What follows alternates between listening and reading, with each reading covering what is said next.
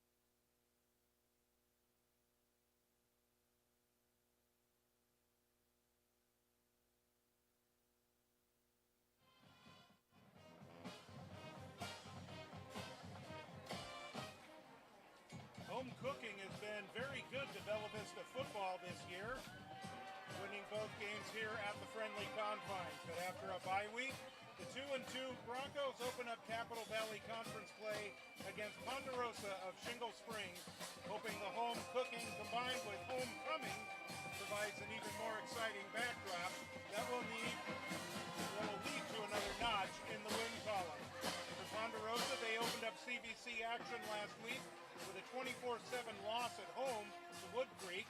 Really were not able to get any kind of consistent offense going at all during that game.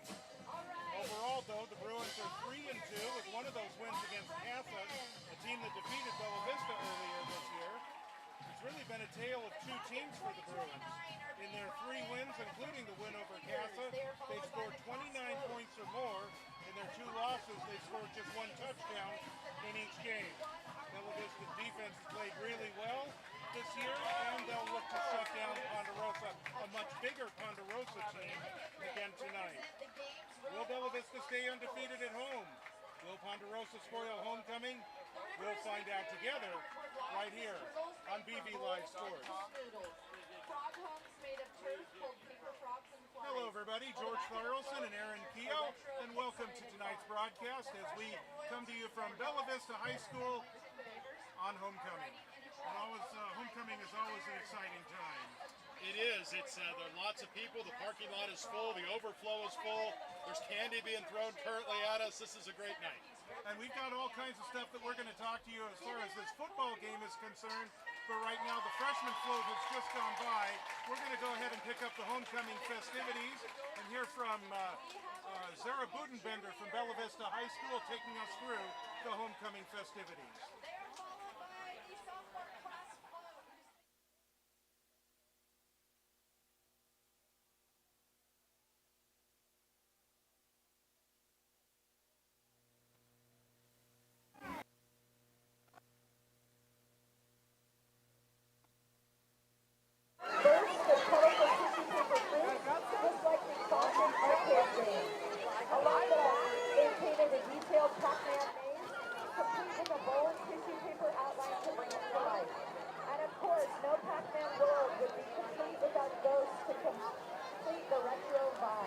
Sophomores are excited to highlight alumni Dexter Fear from the class of 2025. Please also welcome the sophomore class royalty, Ella Ramey and Dominique Bolsonera.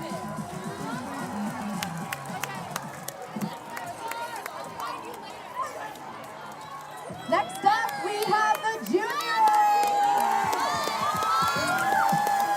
Here are our junior cheerleaders. The junior class theme is based on the game Sonic.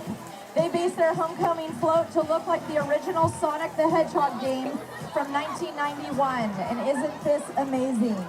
To make the massive loop, they heated and bent PVC pipe into shape, reinforced it with plywood and 2x4s, and added hinges so it could move and bend. They cut parchment squares for the pixelated dirt and used layers of green tissue paper for the grass. Sonic was built from chicken wire covered in paper mache and is standing on the base of an old floor lamp. This is the first float in Bella Vista history to have no flat plywood backdrop and be fully 3D. On the float, the juniors have invited class of 2025 alumni Mark, oh. Please also give your applause to congratulate the junior class royalty, Ciela Zanone and Rafael Maconyi. Give it up for the juniors again. All right, next up we have the seniors. Please welcome the senior cheerleaders. Now on to the senior class float. The senior theme is Mario Bros. They've created a Super Mario themed float using cardboard for bases and decoration. They've also created a tube from their game using pool noodles and hula hoops. And coming out of it, a piranha plant, which was made with paper mache and pool noodles. They constructed a castle by stacking boxes and painted a mural of Princess Peach to look like stained glass. For their alumni, they brought Jared Corby, class of 2021, along with his son, dressed as Yoshi. Joining them, the senior class president, Lucy, and vice president Cameron. Please also cheer for our senior class royalty, Delia DeVol and Bennett Bernard. Give it up for the seniors. Okay, well, our floats head around the track. See what you think is best in your mind. We're going to introduce our football team once band and cheers in place, and then we will bring the floats back up front to announce our winners. So give it up one more time for these floats. They were pretty amazing. Quincy, I'm passing it off to you. And as far as the live stream is concerned, we'll take it from here. Quincy can talk to everybody else. That's right. All right, George Tharlson, Aaron Kehoe, I hope you can hear us better now. Sorry about that difficulty at the beginning of the broadcast, but we've got Ponderosa coming in. And one of the things that we mentioned in the Open, although you might not have heard it very well, is that Ponderosa, when they have won, they have scored a lot of points, and when they have lost, they haven't. Correct. Just 2 touchdowns in each of their 2 losses. Yeah, I mean, I think that's really the story for Ponderosa. It seems that through their first 5 games of the year, when their offense is clicking on or firing on all 8 cylinders, they come out victorious. When it's not, it's a little ugly for them. And for Bella Vista, injuries has been a big story, and as we will hear from Coach Ott in just a few minutes, Dominic Ferrarini is going to play tonight. He's primarily going to be defense, just like what we saw against Del Campo. He's not sure if Dom's actually ever going to be healthy this season, and that's unfortunate. It's an ankle injury that just won't give him any relief. Yeah, sometimes, if something's not broken or sprained, it's just not right. And no matter how much rehab you do and, how much rest, as hard as that is to give during the season, it just won't get better. So, hopefully for him, he'll be able to be a producer on defense tonight for the Broncos, and some other folks can cover in for the offense. All kinds of festivities going on with homecoming. Ponderosa is taking the field right now as they are going to get their warm-ups going. We're still about 19 minutes to go before we get the kickoff going and get this football game going. So it's going to be kind of a late night here. For Bella Vista, ball control is going to be a key tonight, and it's going to start with Devon Norwood. Yeah, I mean, I think I don't have the stats, but I think it was 30 carries he had in the last game that we did at Del Campo, and 150 yards. If he can protect the football, as he did against Del Campo, that is really promising for the Broncos. I think overall, though, the passes have to be clean. The defense has to try to knock the ball out and force some turnovers on that side of the ball. Whoever can control the ball is going to be victorious tonight. As part of homecoming, the Bella Vista band in their full regalia here. They are taking the field. Let's take a look at what's going on here with the band. Looking really good tonight. Homecoming, such a fun event to get everybody out and everybody dressed up for. And you see the cheerleaders, you see the band. They're actually lining either side of the field as we get set for the Broncos to take the field. And player introductions, they're going to do it up big here tonight as part of homecoming. Let's check in with Quincy Douglas, the public address announcer. Vista Broncos football varsity team.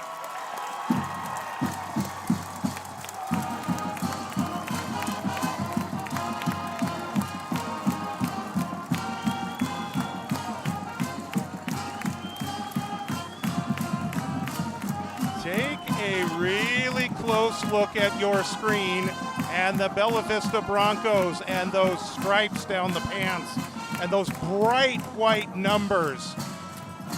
The new uniforms have arrived at Bella Vista. They have. They finally came in, and I know especially the senior class is happy to have those brand new uniforms. They look great, and hopefully they can break them in with a win tonight.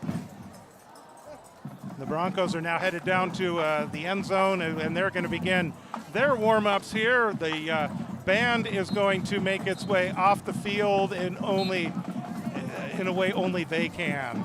As you can see, some nice movement on their part. There's a good look at the band right now. And in amongst that somewhere is Brandon Simpson. Where is Brandon? Oh, there he is. So let's go ahead and go downstairs and check in with Brandon.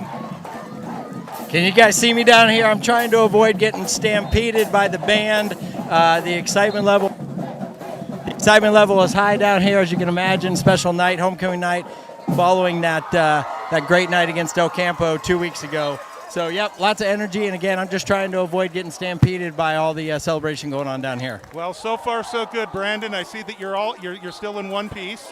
That's true. It's early though. Here they come.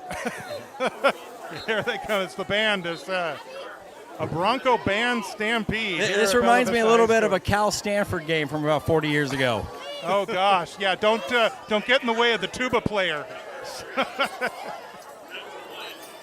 Or don't be the tuba player, I guess. For sure.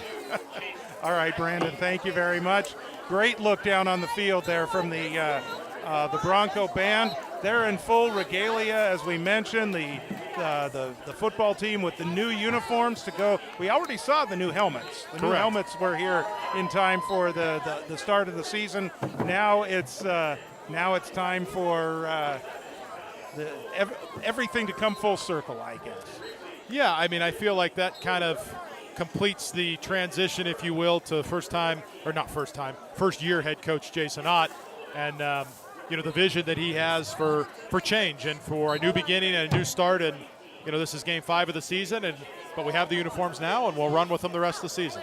Want to go ahead and take a look at our players to watch, what to look for here. For Ponderosa on defense, number 0, Tucker Soriano, he's their leading tackler. He is going to be all around the ball when Bella Vista has possession, whether it's a pass downfield or a play at the right line of scrimmage. Number 0 is going to be there.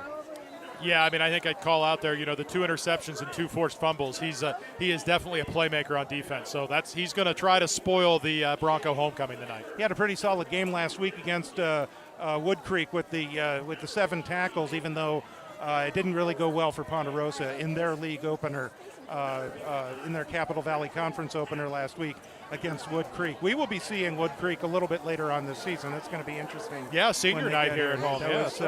They looked really good against Ponderosa last week. 5-yard interception return for a touchdown against El Dorado in the season opener, and also had 102 receiving yards in that game.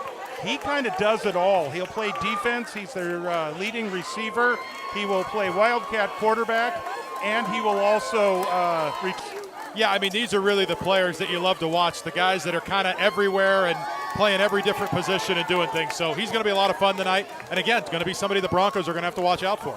We talked about the offense here at Ponderosa, in particular, how when they score big, they win, and when they don't score big, they don't win. Colton Ridgely, the quarterback, when he throws for 100 yards or more, 145 to be exact, or more, they're going to win. He was held at 76 or less in their 2 losses. So if the Broncos defense can key on him and, force him to have a miserable night, good things could happen for the Broncos. Yeah, and sometimes with games, that's really all it breaks down to is, hey, hold him to under 76 yards, you get a win. If he gets over 145, you're going to lose. Simple as that. And as far as Bella Vista, it all starts, as we mentioned, with Devon Norwood. I mean, what more can you say about Devon Norwood? I mean, he's been an animal on offense. He's a leading rusher. He's got 7 touchdowns on the year, 150 yards the last time you and I were together a couple of weeks ago.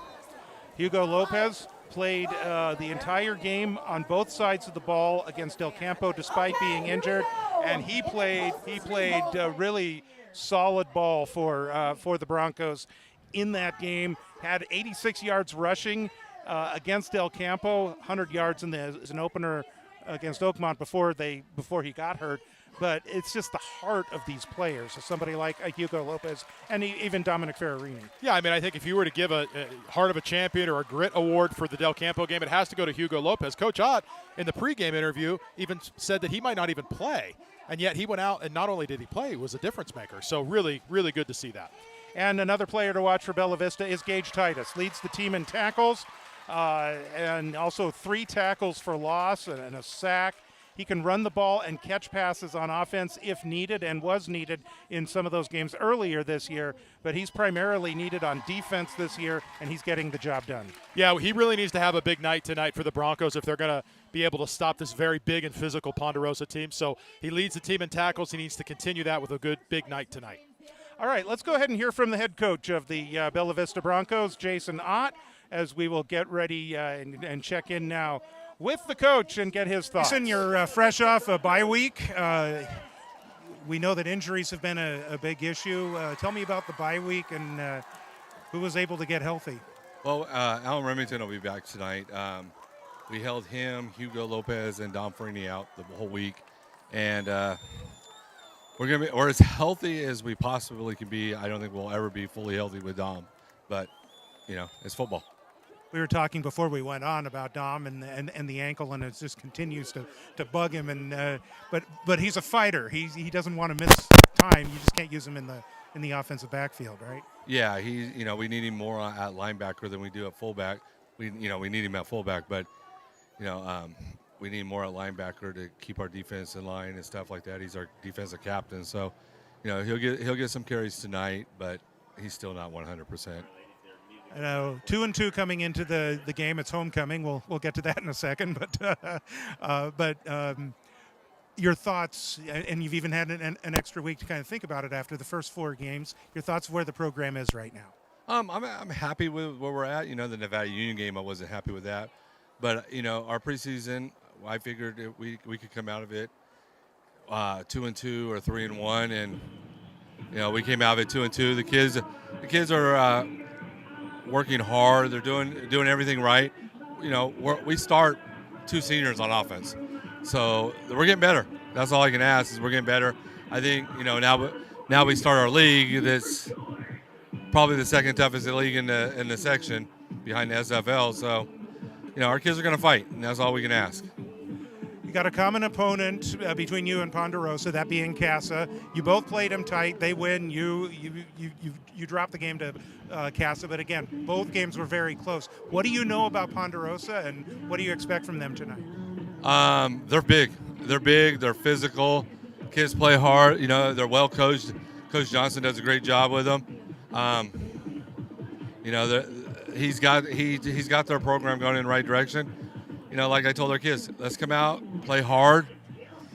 Let's not make mistakes. Do what we're coached to do. And if they're better than us, and we play a great game, I'll be okay with that. Or if we're better than them and we play a great game, I'll be happy with that too. I just want the kids to play hard. And I got to ask, is homecoming week one of the toughest games to get ready for, regardless of the opponent? Not really. To be honest with you, it was probably our best week of practice. Our kids are pretty focused. They know this is the start league. This is Ponderosa. They felt they should have beat Ponderosa last year, so we had a good week. So with all the distractions going on, you see a team that's focused in practice, which is good to hear. Yeah, we got great kids. We have 37 guys, and we have pretty much 37 great kids. We're gonna play teams that might be more athletic and stuff like that, but our kids, as far as just being focused, working hard, and all that, they're doing everything we ask them to do. And the difference between this year and last year is 1 year of weight training. Ponderosa's got 4 years of weight training, and they're a little bit bigger than us, but I think our kids will play hard and get after them. I would remiss if I didn't ask a Devon Norwood question, because he's just been incredible in the backfield. 150 yards the other night against Del Campo. it just seems that you get him the ball somehow and he finds the yards. Yeah, Devon's a workhorse. Devon, actually, it's funny because Devon gets mad at me, telling me to give him the ball more, and I'm like, bud, carried it 30 times. We only ran 52 plays. So I don't know how much more you want. But he's a workhorse. He's a junior. I've had some college coaches reach out to me about him. Devon's just, like I said, we have great kids. Devon's a great kid. And he's a workhorse. He wants the ball. And the more he gets it, the harder he runs. So. Well, it should be a good one tonight against Ponderosa. League opener, homecoming, lots going on. Certainly good luck, and hopefully we're talking about a win afterwards. Yeah, thank you. We, like I said, we come out and play hard. Our strength of schedule steps up big time now coming into the league. So, if our kids come out, battle, and play hard, whatever happens, happens. But I think we're going to play hard, and I think we got a good chance tonight. All right, go get them, Coach. Thank you. Thank you.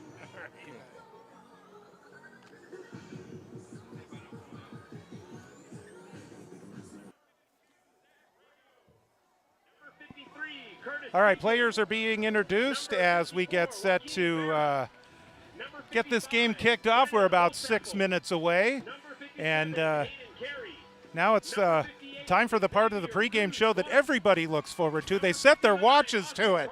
It's time now for Keogh's Keys. And Aaron, we'll go ahead and turn it over to you. All right, so for Bella Vista, these look like old Keogh's Keys. No, this is the Ponderosa. Looks like Oakmont here. Oh, Oh, I see. They're there though. They're there. That's actually Ponderosa, but no, we just didn't get Oakmont. No, they are the right thing. All right, here we go. It is the right keys. It's the wrong name. There we go. All right, no, it makes sense now. All right, so for Bella Vista, we talked about this earlier, George. They got to hold Ponderosa to less than 7. The 2 losses, they only scored 7. Makes sense, right? Ground and pound. Devon Norwood, he's got to be able to get the ball and run with it. And they need to stay focused. We heard a little bit from Coach Ott saying they had a really good week of practice with homecoming, but I think you and I know we were kids once. Homecoming is a fun time, and it's hard to stay focused. And Coach Ott talked about it during the interview about how focused the team actually has been during practice this week, even though there's all kinds of added distractions going on with homecoming. Yeah, and there's a lot of people here, so, just got to stay focused. For Ponderosa, the opposite, right? They need to score 30 or more. Their 3 wins are 29, 36, and 43. They need to involve Jenks early. He was one of our players to watch, and they got to limit Norwood on the ground. The challenge Ponderosa is going to have with Devon Norwood is that he carried the ball 30 times. So it's not just stopping him. If his average carries were 10 a game, that's one thing. But when you're carrying the ball 60% of the time, that's a tall task that this Ponderosa Bruins team is going to have to do. So that's their keys as well. And if you heard Coach John talk about it, he carried the ball 30 times, and it wasn't enough for him. Yeah, he wanted it more. He wanted it more. So I guess you like to see that from a player. I mean, there is other teammates and everything like that, but you love it when they want the ball. Yeah, and if they're effective and they can move the ball, then more power to them. I mean, he was, knocking off 5-6 yards a carry. I mean, 2 carries or 2 hands off to Devon Norwood, you got a first down. So we will see, but we're getting ever close here. 4 minutes now till kickoff. Ponderosa is bigger. They are. And so this is going to be really, really tough on the offensive and defensive lines for Bella Vista. And so they need to hold their own tonight. And so, again, like you mentioned on the keys, ground and pound. Yeah. And if they do that, then keep their offense off the field. Yeah, I mean, this, the football they often say is won in the trenches, right? Both on the offensive and defensive side of the ball. I think one of the biggest challenges for Bella Vista tonight is the size of Ponderosa. I'm not even as much concerned with the physicality that Coach Ott talked about. I'm more concerned with the size because that will, that will wear a team out as the game goes on. So Bella Vista's going to have to stay focused. They're going to have to get on the board early to make Ponderosa have to stay with them. Captains are meeting out at the field. It looks like Ponderosa has won the toss. They will defer. Bella Vista's captains, Jack Singley, Devon Norwood, Wyatt Lewin, and Chase Jones this evening. And so the Broncos look like they will get the ball first. Defer, and they will be kicking, and it looks like they'll be kicking from the snout. So good luck. Homecoming night from the snout. I mean, come on. Broncos will go from left to right across your video screen here, and we are just moments away from getting this one underway. And we will have the national anthem here momentarily, and then it's going to be time to play some football. What a beautiful night tonight. It is. It has cooled off. 83 according to my Apple Watch. I think we're going to be serenaded tonight by the Madrigals Choir, which will be a treat for the national anthem. And my banana watch says it's. Oh, it's going to be a fun night. It's going to be a fun night. My wife's grape watch, too. So, All right. Don't forget you can follow us on Facebook, facebook.com/BV Live Sports, or go ahead and put that smartphone right up against that QR code there, and that'll take you right to the Facebook page. And as Aaron mentioned, the Madrigal Choir has gathered at the middle of the field, and they are going to perform the national anthem here this evening.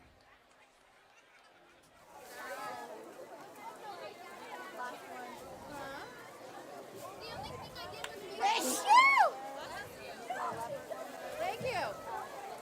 Woo! They're in position. If you could please stand and remove your hats. We are going to be hearing from our Bella Vista Choir, who will be singing our national anthem along with alumni.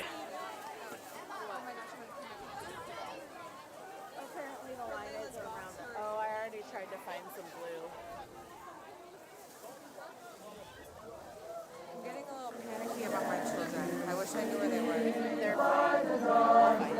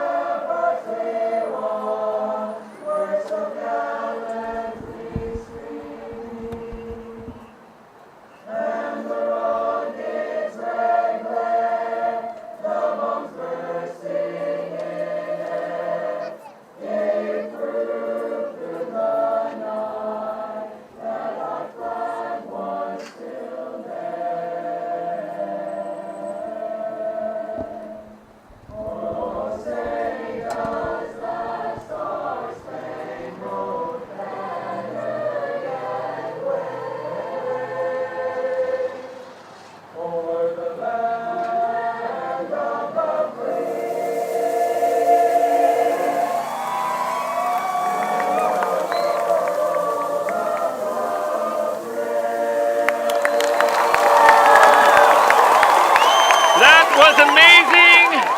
Yes, it was.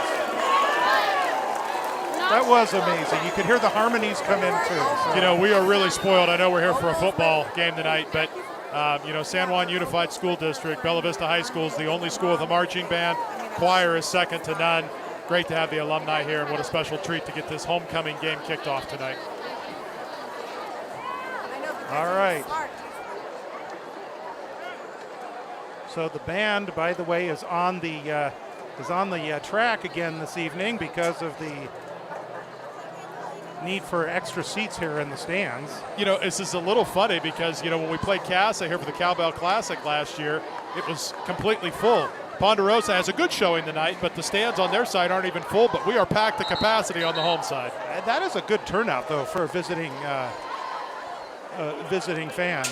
Yeah, I mean, for those that aren't in the area, Shingle Springs is a little bit of a haul to get down here. So, all right, we're ready to play some football. This is Diego Martinez, the kicker for the Ponderosa Bruins. Even he's big. 6 foot, 185 pounds. Broncos have Guillermo Perez. Friday Night Lights, here we go. And Xander Shadko back deep to receive. It is time to play football on homecoming night at Bella Vista, and we are underway. This is a short kick near the sideline. Perez gets it. He is hit immediately at the 25-yard line, and that immediately amps up Ponderosa. And the Broncos on the field ready to go. Yeah, ball took a little bit of a weird bounce there, and Perez did a good job fielding it. knowing he was going to get hit immediately. I think he was hoping for it to bounce a little bit back more towards him, and instead it just bounced straight up in the air. Quarterback is Jack Singley, making his 5th start of the season. This is game number 5 for Bella Vista, and it is also the league opener for Bella Vista. The Bruins opened up league play last week. 1st and 10. And there's movement in the neutral zone. They don't call it. There's a handoff that goes right up the middle. It sure looked like the Bruins were in the neutral zone when Bella Vista kind of shifted into the 3-point stance. Absolutely. And you're supposed to blow that play dead and assess 5 yards as soon as they cross over. So that's a miss on the referee's part. It's a pickup of 2. I'm so focused on that. Was that Norwood on the carry? Hugo Lopez to start the game, yeah. Okay. So Lopez will line up as the fullback. Norwood at the tailback. It is 2nd and 8 for Bella Vista. Durazo in motion. Here's Norwood. Oh, he's met in the backfield and driven back.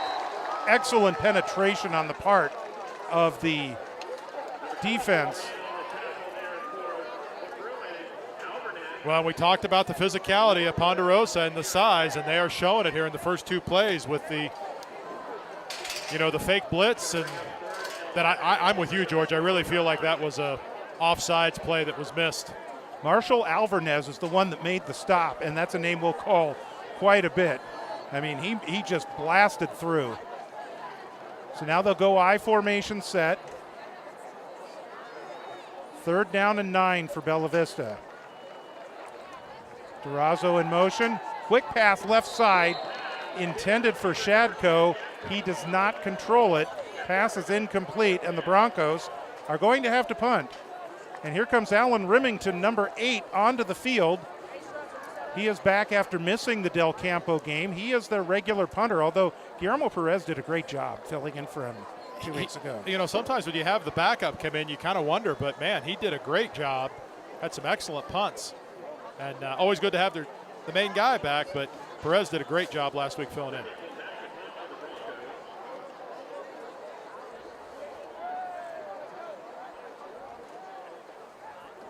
Deep man, I believe that is Jinx. There is a low snap. There's the kick. A flag is down. That's going to bounce up, and it's going to be picked up by Jinx. And he'll be brought down immediately. Gage Titus is the one who brings him down right at the 46-yard line. We'll see what the flag is all about. It's an illegal formation against Bella Vista. And we know it's an illegal formation. Well, they're bringing him back. So maybe it is a false start, in which case the play shouldn't have happened. They should have blown it dead. Well, Ponderosa may say, go ahead and kick it anyways because now you're 5 yards further back. I don't know. Ponderosa had pretty good field position. Yeah, the one part with high school punting is that you don't know what punt you're going to get most of the time. So this could be a better punt and may backfire, but we'll see. So Remington will get a chance at another kick here. Jenks is standing at the Bella Vista 47-yard line. I think they're trying to count Bella Vista to see if they have enough players.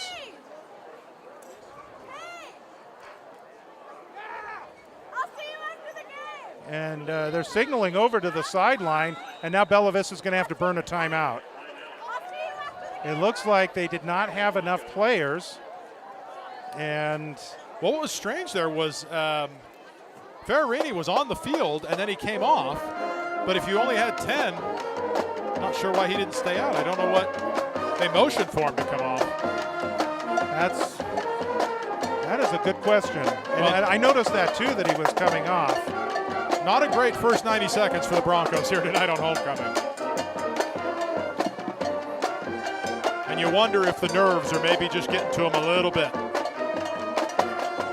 Because it's hard to ignore.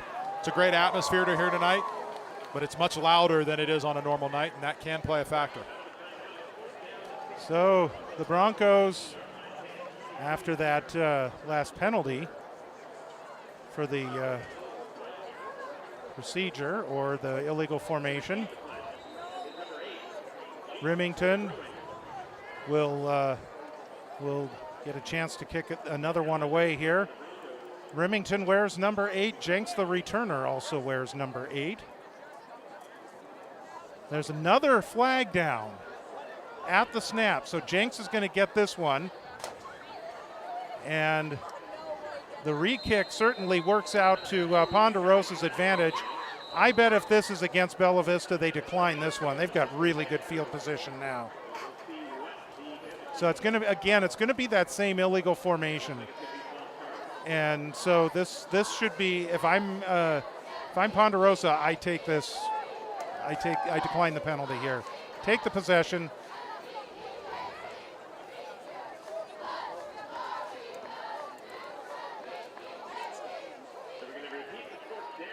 Okay. So we're going to kick again. Which is, you know, the illegal formation and the false start signal from the referee is the same. Correct. It's that rolling of the arms. The false start is a dead ball penalty. So as soon as the flag comes down, if it's a false start, they need to be blowing the whistle because Jenks has twice returned kicks, and there's injuries that could happen. It could also be that that they are calling the illegal formation, and Ponderosa's just having them continue to re-kick, get even better field position. Here is the kick. This one's going to take a bounce, and Jenks is going to let that one go, and now he's going to pick it up. And Jenks is going to slip some tackles, and now he's got some running room. This, I guess, is why you take the penalty. Zealand Jenks all the way. He is going to be brought down right at the goal line. That's a touchdown for Ponderosa. 45-yard punt return. Hesitation on the return, and then off to the races he was. And just like that, 2 minutes into the game, and the Broncos find themselves behind. Well, if in fact they continued to take the penalty, that's great calls by the coach. Yeah, I mean, we just don't know what was being called. Well, and if it was an illegal formation, I mean, Bella Vista's got to clean that up because it happened. It happened twice. Twice in a row. So, and Ponderosa's going to go for 2 here. They've got Alvarez in the backfield, Cole Pratt, 2 men in the backfield. This is Pratt that gets the handoff. He skips off 1 tackle, but he is short of the goal line. So the 2-point conversion attempt, it fails. Good defense there by Bella Vista, and it'll be 6-0. Well, and that is the first positive play the Broncos have had all game. So a good momentum to build off of, as they're going to get another shot here on offense to see what they can do. So 9:51 to go in the opening quarter.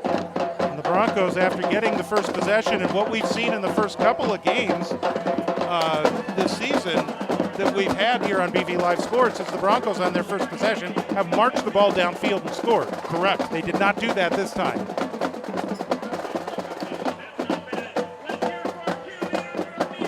So the Ponderosa Bruins will kick it off again.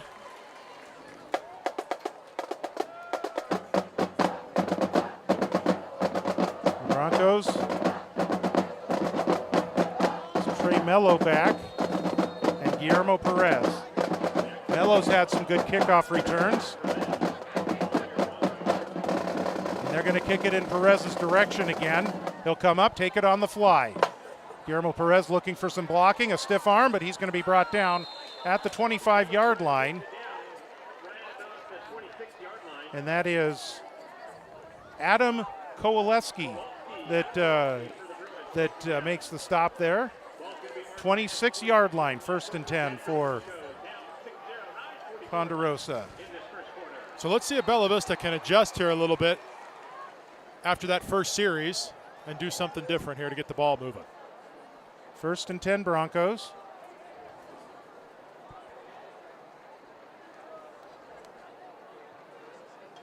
Norwood and Lopez in the backfield.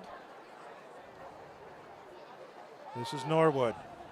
And I tell you what, I think Ponderosa is expecting Devon Norwood to get the ball. They were ready right there. Yep. Nothing doing for Devon Norwood.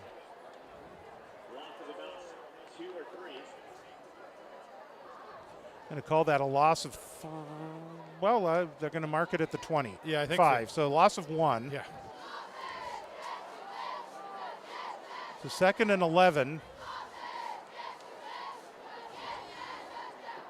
A deep touchdown pass to Christian Taylor would be nice right now. Yeah, if we could draw Something that up. that we saw against Del Campo a couple of weeks ago.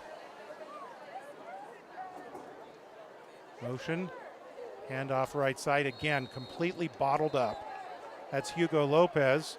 He's thrown forward, but they're going to say his progress was stopped at the 26-yard line. So they're going to give him a yard. And once again, 3rd down and 9 coming up for the Broncos. Actually, 3rd and 10. That's where the drive started at the 26.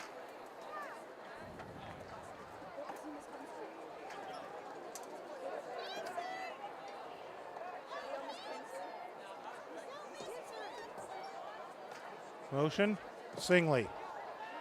He'll send this one downfield, and a juggling catch is made by Durazo out across the 45-yard line. That's a 1st down for Bella Vista. Durazo doing a nice job there to get in between the defenders. Beautiful catch. And well placed by Jack Singley as well. Yeah, 21-yard pass, and suddenly the Broncos have new life here.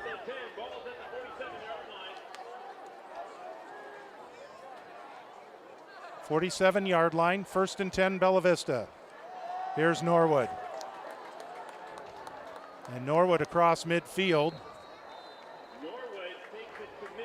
That's about a 5-yard gain down to the 48, maybe 4 to the 49.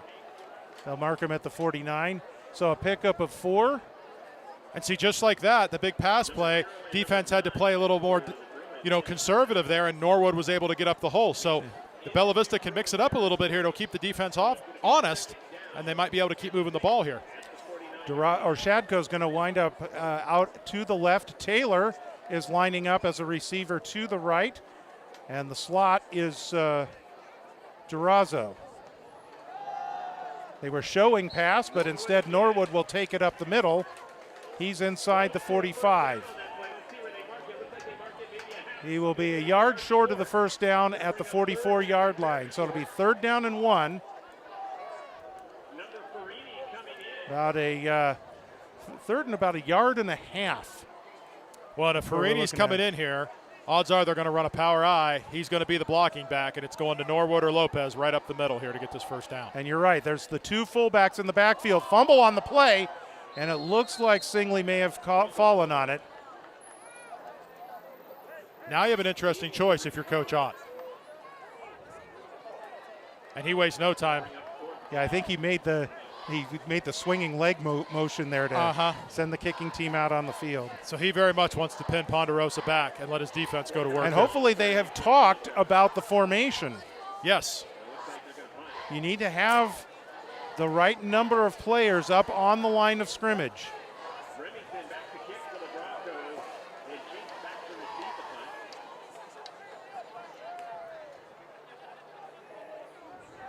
So it's 4th down and 4. Here's Remington, no flag. Nice kick by Remington. Jenks will take it, and he is hit immediately. Stetson Seepak was right there. Stetson on the spot. Man, what a hit.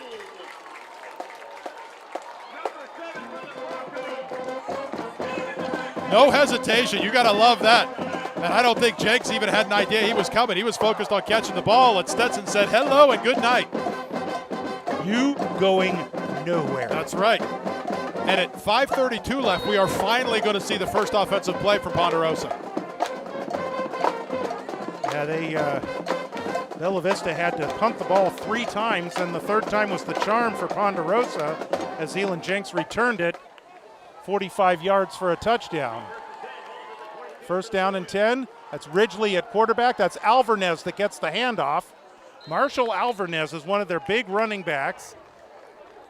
He's 52 yards on the season, averaging about 6.5 yards per run, and has 3 rushing touchdowns this year. He got 9 that time.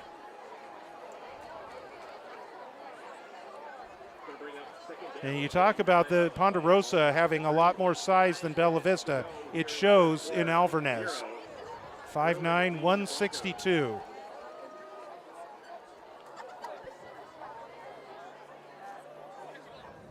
Shotgun formation with Ridgely. This time it's Pratt, and Pratt will take it up to the 30-yard line. He'll pick up 3. That's a first down. Cole Pratt, by the way, 216 yards on the season, 43.6 per game. He's their leading rusher. So they spread the wealth here offensively. They don't really have a particular superstar. I guess the closest would be Zeeland Jenks, but they kind of like what we've already seen with Alvarez running the ball, Pratt running the ball. Ben Bailey is going to run the ball also. He's normally a wide receiver, but they'll put him in the backfield sometimes as well. So they'll keep you guessing. 2 wide receivers out to the right. Jenks is one of them. Flag is down at the snap, and the play winds down in slow motion. False start, I got to be, right? Yep. And we know this is a false start because they blew the whistle. Yep. Which makes you think that those punts were in illegal formation, then. Yeah, they had to be. And they just continued to accept the penalties. Yeah, make them re-kick, yeah. Ultimately, they saw I think they saw something, and they said, we can break one, and ultimately they did. That's a 5-yard penalty. It'll be 1st and 15.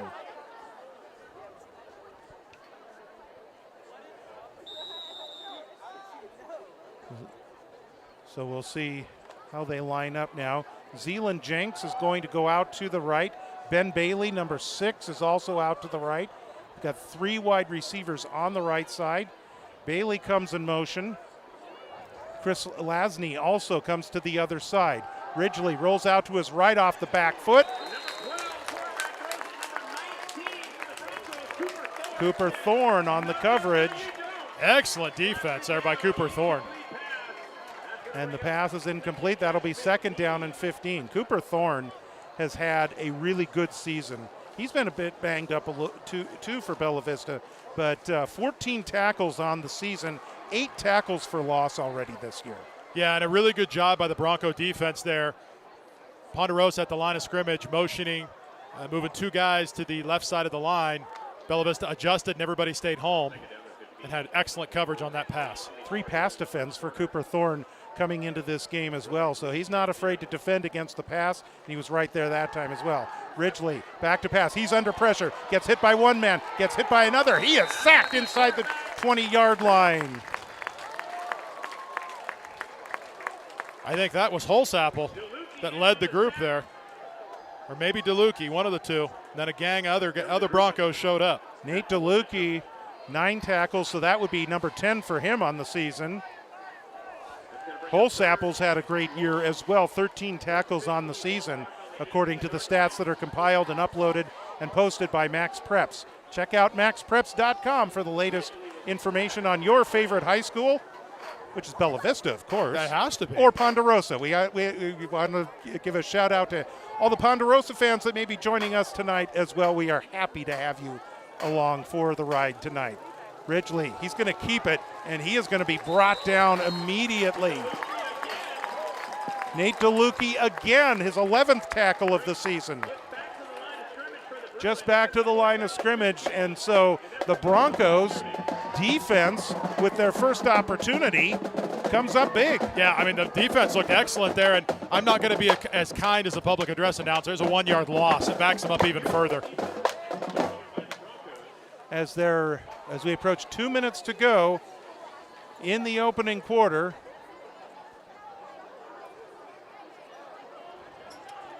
I believe that might be Jenks that punts. Snap is back. Here's the boot. That was nearly blocked. One takes a bounce, and Tucker Soriano watches it go out of bounds. That was Ben Bailey. I'm sorry. Ben Bailey was the punter. And do I detect pink gloves? I think so. You knew I wouldn't miss that. If there's one thing I've learned about working with you, George, it's that if there's color involved, if there's bright colors involved, you are going to see it. Yes, bright color, you are going to see it. And you were there when it happened, but the girls lacrosse team at their awards banquet last year. I'll continue the story in just a second. 1st and 10, Bella Vista at midfield. Here's Norwood. Norwood lowers the head. He will not go down. down to the 46-yard line. That's a gain of 4 yards. They recognize BV Live Sports at the event, and one of the things that I was gifted was a pair of lacrosse cleats that all the girls signed, and I thought that was great. And obviously Scott Hackman, the head coach, it works girls basketball games with me on in the winter time, so he knew about it as we were talking about basketball shoes all winter, and so a lot of people got together and made that happen. So that was much appreciated. Look at Von Norwood. Lopez, yeah. Lopez. What a run. What a run. Hugo needs to be hurt more. No, I don't want to say that. Well, I'll tell you this. That was a 9-yard run that could have very well been 4 yards if he didn't keep his feet moving. You know what I'm saying when I say that. I'm not wishing injury on anyone. But but he plays back. He plays well hurt. I'm sure that he's yeah. better now than he was 2 weeks ago. But he played well 2 weeks ago. 1st and 10, Bella Vista at the 38-yard line. Offset eye, Devon Norwood. Gang tackled, but he's going to carry the pile with him inside the 35-yard line. This is more what we're used to from Devon Norwood. And it might have just taken a combination of the nerves plus that one pass. Number 44 and number 0. So they bring that to the 33-yard line. So we approach 30 seconds to go in the quarter. Pickup of 5, 2nd down and 5. They're going to try and get another playoff here before the end of the quarter. Split backs in the backfield. And that's Lopez down to the 30-yard line, which will probably be the final play of the first quarter. We'll let this run out. You know, there was some as I was preparing for this game, there were some interesting notes that I compiled here, and that's part of that is the breakdown of run versus pass for Bella Vista and for Ponderosa. And for Bella Vista, they're averaging 9 passes per game. They're averaging 40 rushes per game, so 49 plays is their average per game. For Ponderosa, they're going 17 passes per game and 26 rush per game. So both teams are still primarily a rush oriented, but more of a balance on Ponderosa, and that's by design for Bella Vista. They want to, as you mentioned in the keys at the beginning of the game, they want to ground and pound. They want to wear you down. And with the horses like Hugo Lopez and Devon Norwood, and ideally Dominic Ferrarini, they have the people to go ahead and do that. Let's check in downstairs with Brandon. Hey guys, I know Aaron mentioned this, but just a tale of two halves that first quarter after that catch by Durazo. I was about 10 feet from Durazo when he made that catch, and you could just see life coming back into the BV offense after that. 4 straight negative plays, that happens, they get a first down, and it's a different team after that catch. All right, time to start the second quarter. There goes Norwood right up the middle. He's got the first down for the Broncos.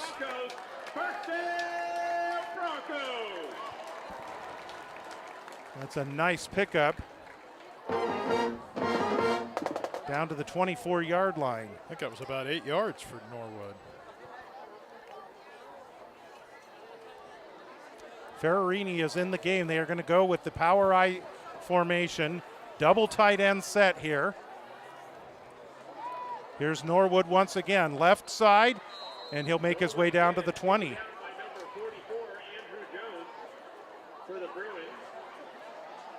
Andrew Jones, the stop for Ponderosa. Jones, by the way, that's his 20th tackle on the season. He's one of their leaders in tackles.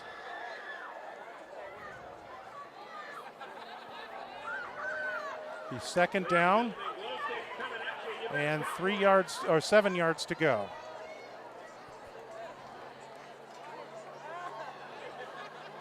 Here's Hugo Lopez. And a whole bunch of Bruins converge on Hugo Lopez as he gets this one down close to the 16-yard line.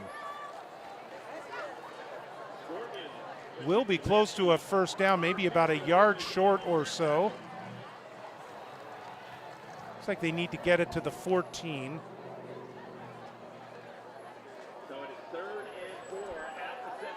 And they're calling it the 17-yard line.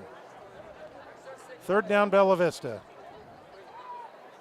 Norwood, first down. Norwood carrying tacklers with him close to the 10-yard line. Norwood with the big run. 10-yard pickup for Norwood, and that's more what we're used to seeing. Markham inside the 10. First and goal, Bella Vista. Power I formation once again. Norwood right up the middle toward the goal line. Not quite there. He'll be down close to the 1-yard line. He had a big path there, an easy path. They're going to mark him at the 2. Broncos down 6.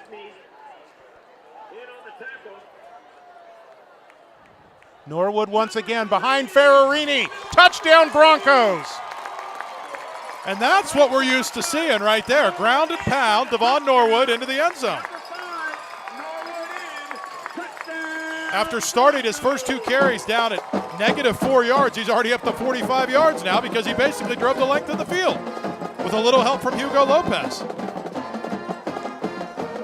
He gets by with a little help from his friends. He does. Is that what you're saying? I am. And if Bella Vista can make this kick here, they're going to take the lead. After starting out in the first 90 seconds. So Bella Vista lining up in kind of that swinging gate formation right now. And now they'll switch into the kick formation. Lonnie will hold. Pennington will kick. And the Broncos have the lead. So, I mean, after starting, the first 90 seconds and thinking, oh my goodness, what is happening here on homecoming night? The defense comes up big and the offense finds themselves at the start of the second quarter and drives right down, and we're leading the game now. Incredible. Really excellent job.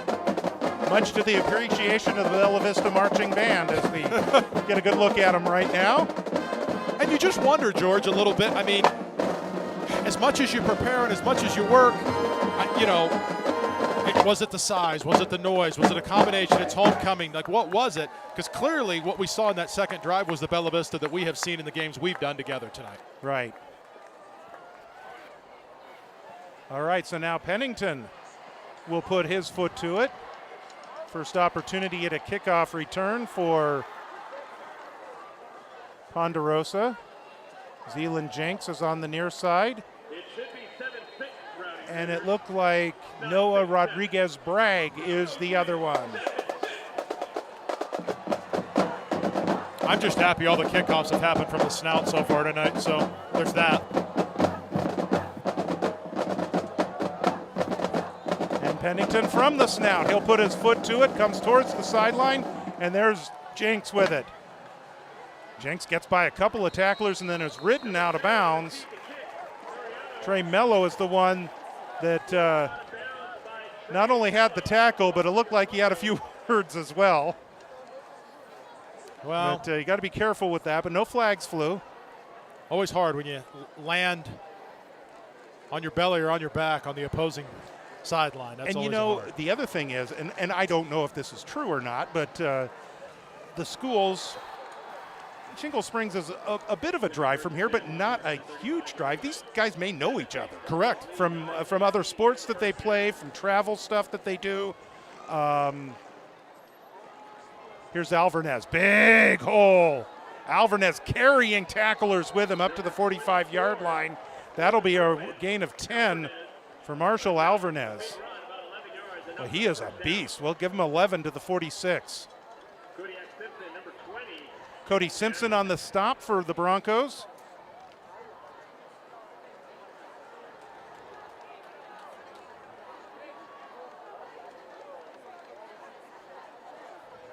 Second down, or first down. Broncos a good defensive stand on the first offensive possession for Ponderosa. There's another running opportunity. That's Cole Pratt. And Pratt gets a good run down to the 42, maybe the 41-yard line. Titus the tackle. They'll mark it at the 42. Gain of what, about 13? 12, yeah. 12. Two big runs here by Ponderosa. Good holes by the offensive line. They've adjusted as well. Can Bella Vista readjust? One wide receiver going wide to the left. Handoff goes to Pratt. Pratt is hit by Sam Singley and dropped in the backfield. Big number 77 makes the tackle there. Singley 5'10", 235, seventh tackle of the season, and that one is a loss of a yard, second down and 11. And sometimes that's all you need on defense is for one of your big defensive linemen to come up with a big stop to motivate everybody else to say, hey, guys, we can do this. Give up a couple big runs. Let's get back in this game, or back in this drive, rather. Colby Graves is the receiver that goes wide to the left. Two wide receivers to either side of the field on 2nd and 11. Quick hitch pass, Jenks with the catch. And Guillermo Perez will run him out of bounds at the 31-yard line. That'll be a gain of 12 and a first down for Ponderosa. Well, again, utilizing Jenks.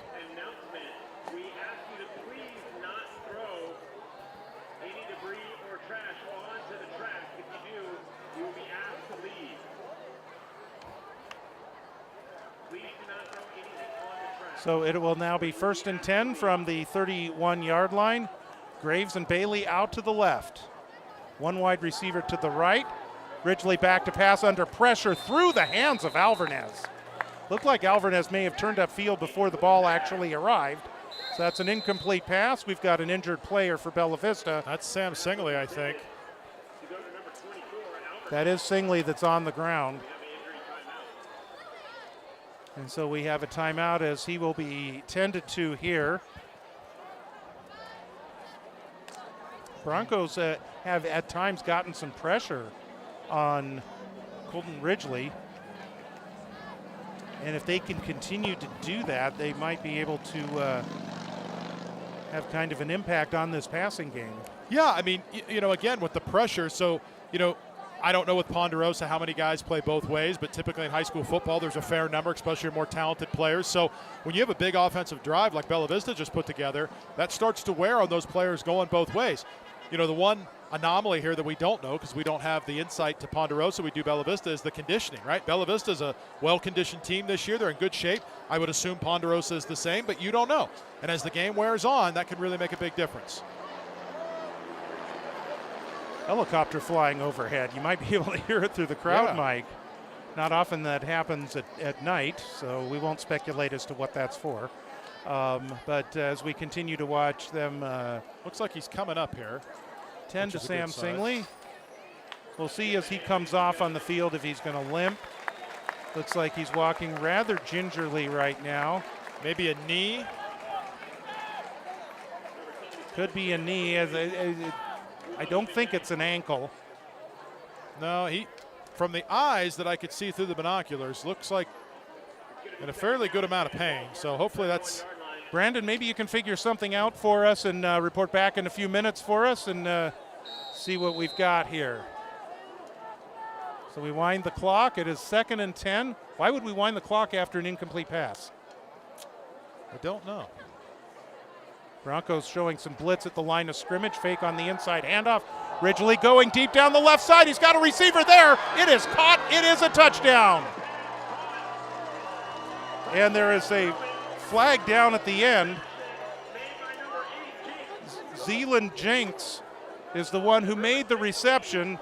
That is his second touchdown of the game.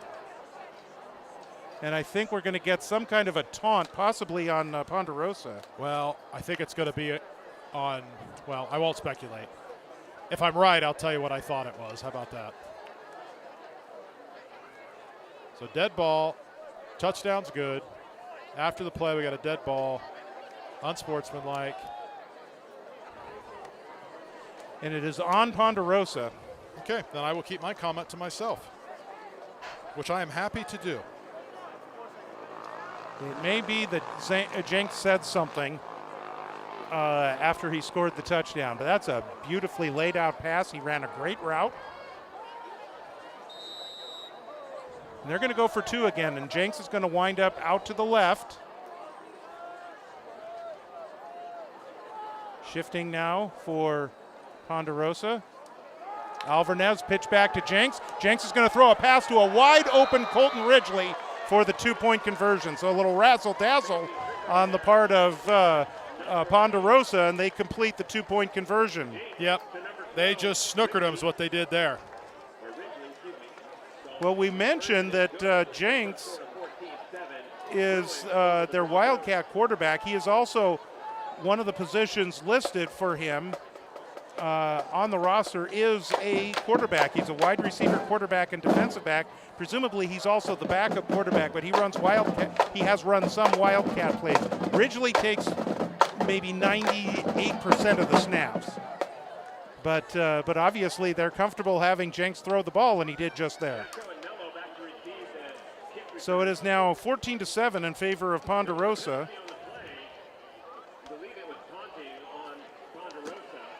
So they're going to mark the yardage back from the 40 to the 25-yard line. So Bella Vista is going to get an opportunity for some good field position. Mello is back deep to receive along with Xander Shadko.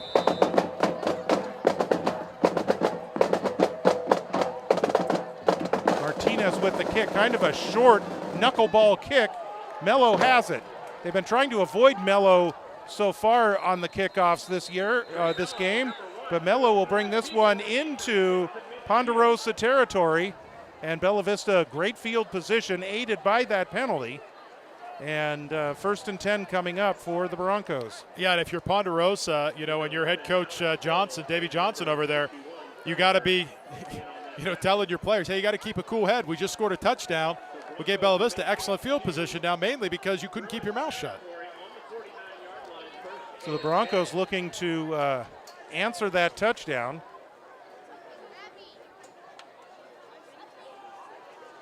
Here's Norwood. He'll pick up about 2 or 3 yards.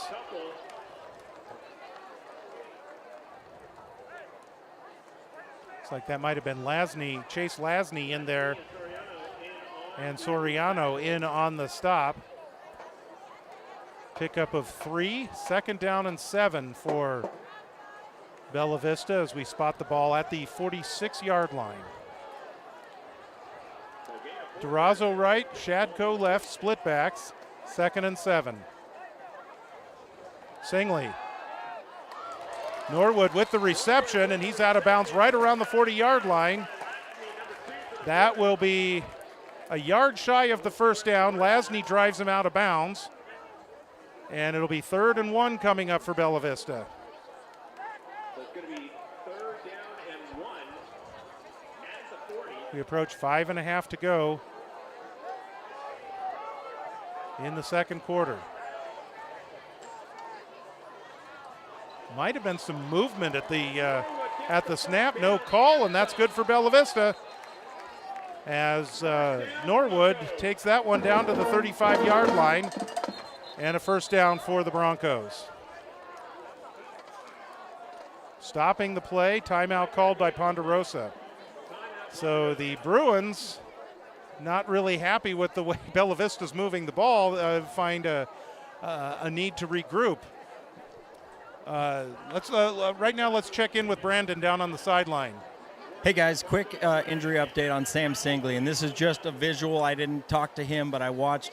It looks like whatever the pain is, a few inches below that right knee. They did not try to stabilize it, tape it, or put any ice on it. He's actually up and standing right now. So my assumption is they think and he thinks he's going to be able to get back in this game. He is standing, and there's nothing on that leg. But again, a few inches below that right knee is where the pain is. All right, Brandon, thank you very much. And actually, while you were talking, he was actually lining up in a 3-point stance and firing off just to see how it feels on the sideline. So he's right now, you're right, he's standing there, he's moving around. we'll see what happens. I know he wants to get back in the game. Broncos, hash mark is on the left. First down and 10 from the 35-yard line.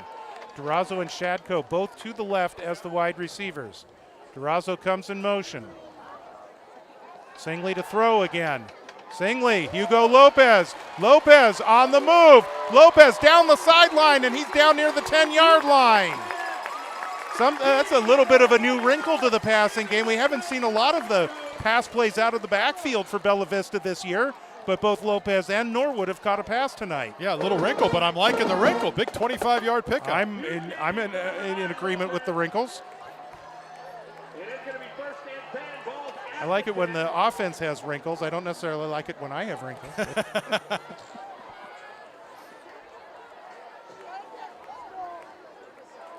First down, I believe it's first and goal. Let's run this one right up the middle to Lopez once again.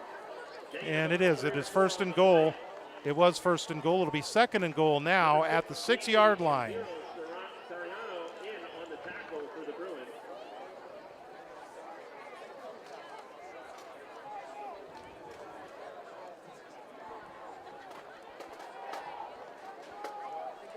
Broncos knocking at the door, looking for the tying touchdown. Obviously, the extra point factors into that. Lopez and Norwood in the backfield. Second and goal. Play fake. Singley's in trouble now. He dumps the pass off. It is caught into the end zone. Touchdown, Broncos. And that looks like that is Xander Shadko. Oh, check that. No, that's that Lopez again? It was Lopez again, yeah. Okay. Touchdown for Lopez, so.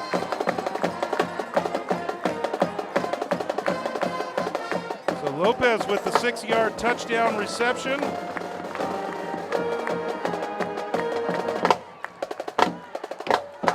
And Pennington will be on now to attempt the extra point.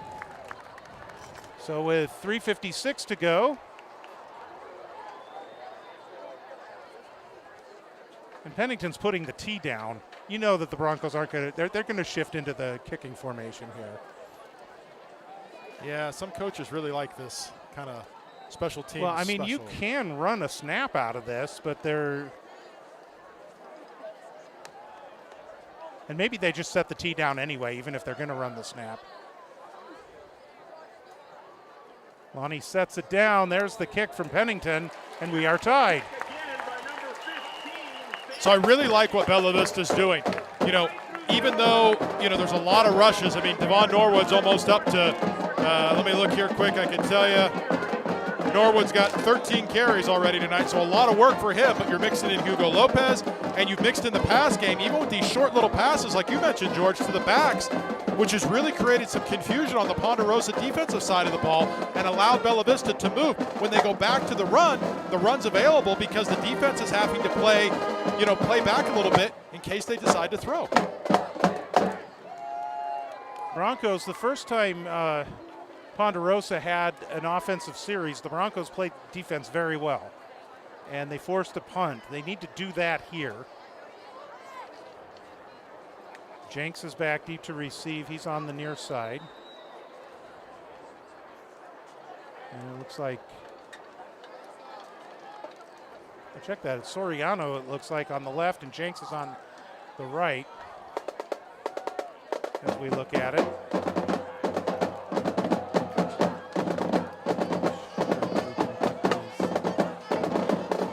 Here's the kick. This one is coming to an up man who will take it at the 30-yard line and bring it up near the 35-yard line. That's Alex Stoll, a running back and cornerback.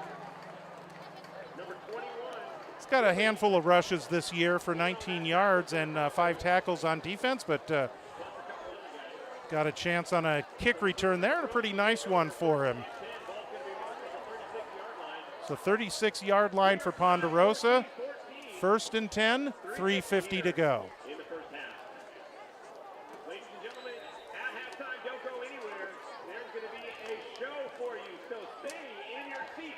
Jenks and Graves will come out to the right. First and 10.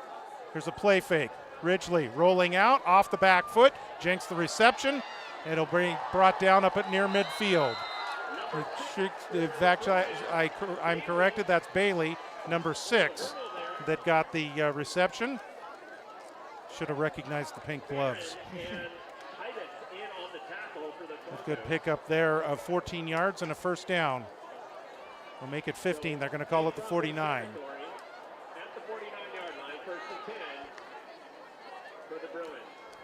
So Graves and Bailey will come out to the right. One wide receiver to the left. Ridgely. That one's batted in the air. Ridgely catches it and falls to the ground. So Ridgely actually gets credit for a reception there of his own pass. And that is going to be a reception for minus 7 yards? Something like that, yeah. That's not going to look good on the stat sheet. No, it's not. Second down after a loss of 17. So it'll be second down and 17 yards to go. Handoff will go left side. Broncos converge. That's Alvarez on the carry. Holsapple was among those that was in there.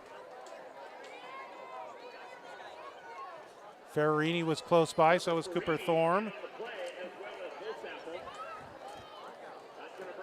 So now it's going to be third down and long. This is a big play for the Bella Vista defense. We know that they like to throw. They do.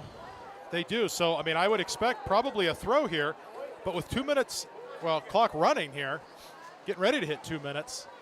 I agree, George. Very, very big play for the Broncos.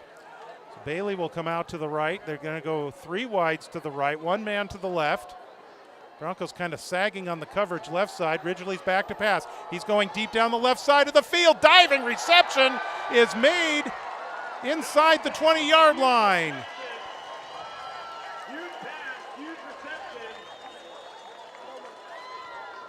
And was that 10 that made the reception? That's Weston Komalainen. It was hard to see. I think you're right. Yep. Weston Komalainen. He had some catches last week against Wood Creek. First down. Handoff going right up the middle. Cole Pratt bouncing his way, pinballing off some defenders.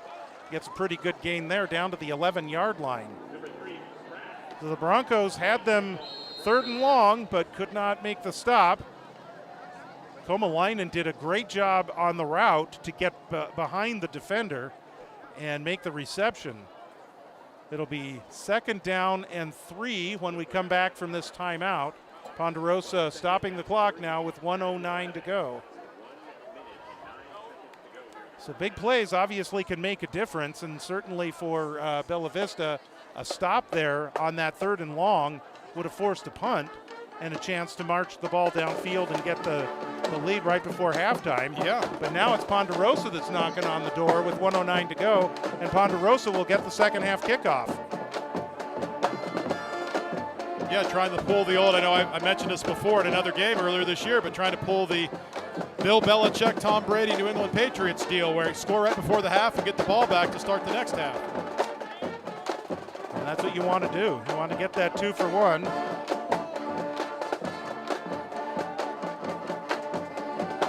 Broncos in their opener against Oakmont in particular came up with some key interceptions. Remington was one that had one of them late in the game to seal the win. Maybe something like that could happen here for Bella Vista. Graves comes in motion. Ridgely. He's going to look to the left side, throws it behind Graves, and the pass is incomplete. Good pressure. Good pressure on Ridgely. And you needed to do that. Now it's third and short. Third down and 3 for Ponderosa.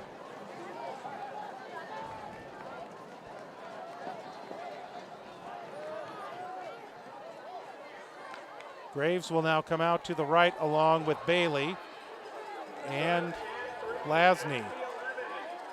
Komalainen is left. Ridgely tries to take it up the middle. He gets free inside the 5-yard line and has a first down for Ponderosa. And quickly, the Bruins right up to the line of scrimmage. Ridgely under center, he's going to spike the ball. So it'll be second down now and goal from the 3-yard line. 51 seconds to go.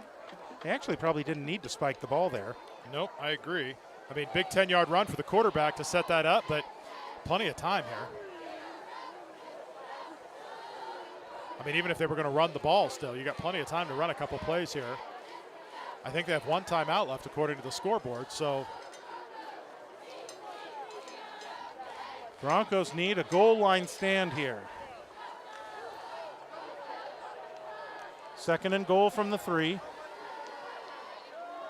Power I formation. Both teams fumble on the play. And Ridgely falls on it, and immediately they're going to use that last timeout. And now that stopping the clock play kind of puts you a little bit behind here. It's third down. Third and goal from the 5. They've gone for 2 on their 2 touchdowns. They do have a place kicker in Diego Martinez, who is 15 of 16 on extra points this year, but they haven't used him tonight for that. I presume that this close to the goal, that if they wanted to get points, should they not get into the end zone here and not get close, they would feel comfortable having him kick the field goal. He is 0 for 1 on field goals, but that may have been a lot longer than a 22-yarder that he would be facing if they don't get any more yardage here. So we'll see. Third and goal for Ponderosa. Power I formation. Pratt in the backfield along with Alvarez. Ridgely's back to pass. He'll fire it to the right side. Receivers open. Incomplete. He cannot hang on. Well, Bella Vista's going to be breathing a sigh of relief there. The defender drew up trying to make the play, but the ball was over his head. And had it been a little bit better thrown, that would have been a touchdown. Zealand Jenks was the intended receiver, so now it is 4th and goal from the 5. And it does not look like they're going to attempt a field goal here. 43 seconds to go. This could be that goal line stand that we were talking about. Ponderosa with no timeouts left. If Bella Vista stops them here, the Broncos can run out the clock. Yeah, Bella Vista's going to call timeout here. They want to see what they've got. Yep. Don't blame him at all. Good call here by Coach. They were going to go with a 5-wide receiver set. So we'll see what happens here as they come out of the timeout. Well, and one of the things that's really challenging about this is when you get into a situation like this, all the pressure's on the defense, right? Because the offense practices these kind of plays in practice, and you can say, well, the defense probably practices them too. They do, but not when it's 4th and goal and there's 43 seconds left until halftime of your homecoming game, right? That's a whole different level of pressure. Indeed. Hey, Brandon, you nearby? I can hear. I am running behind the band right now. I don't know if you guys can see me or hear me at least. I can hear you. Band sounding good tonight. What's the energy like on the sideline? The energy's great. As you guys mentioned, I mean, Coach Hawk calling that timeout. He went over to the ref and said, as soon as they line up, I want my timeout so he can take a look and talk with his team. I think they are on this. I feel like these are plays that got missed a couple years ago. All right, so the Broncos defense was first to the field after the timeout. Which I like as well, because now you have more time to see how Ponderosa is going to come out. Looks like they're going to come out in a very similar set. Empty backfield. Nope, one running back. Here we go. 4 wide receivers. Which means they'll probably run. 1 back in the backfield. From the shotgun, Ridgely. He's back. He'll float it to the right side. The pass is incomplete. Or did he pick it off? Looks like it was I think they're going to call it an interception based on how the referees. It's Bella Vista ball anyway. Yeah, Bella Vista got it one way or the other. Great defensive stop by Bella Vista. Well, if they don't mark it at the 5, it's an interception. They are going to place it at the 5. One way or the other, it's a stop on downs. And the Broncos with 39 seconds to go. Ponderosa can't stop the clock. The Broncos are probably, the safe move here would be to just down the ball and go into the locker room tie. Yep, take a knee. What a huge stop by the Broncos.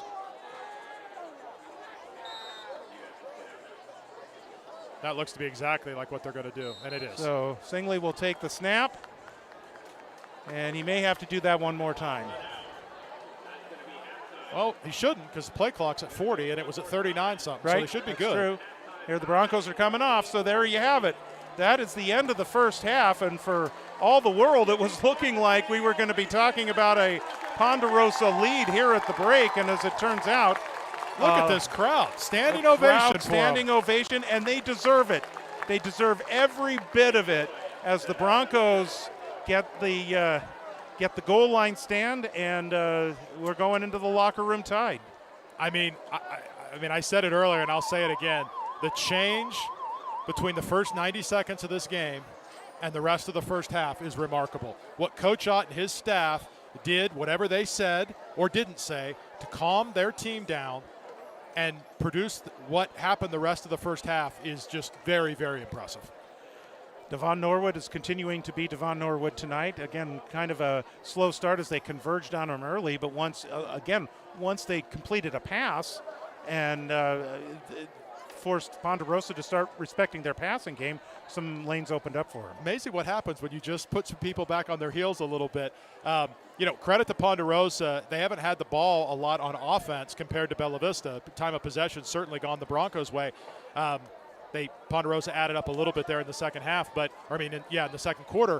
But the plays they have had have been pretty big.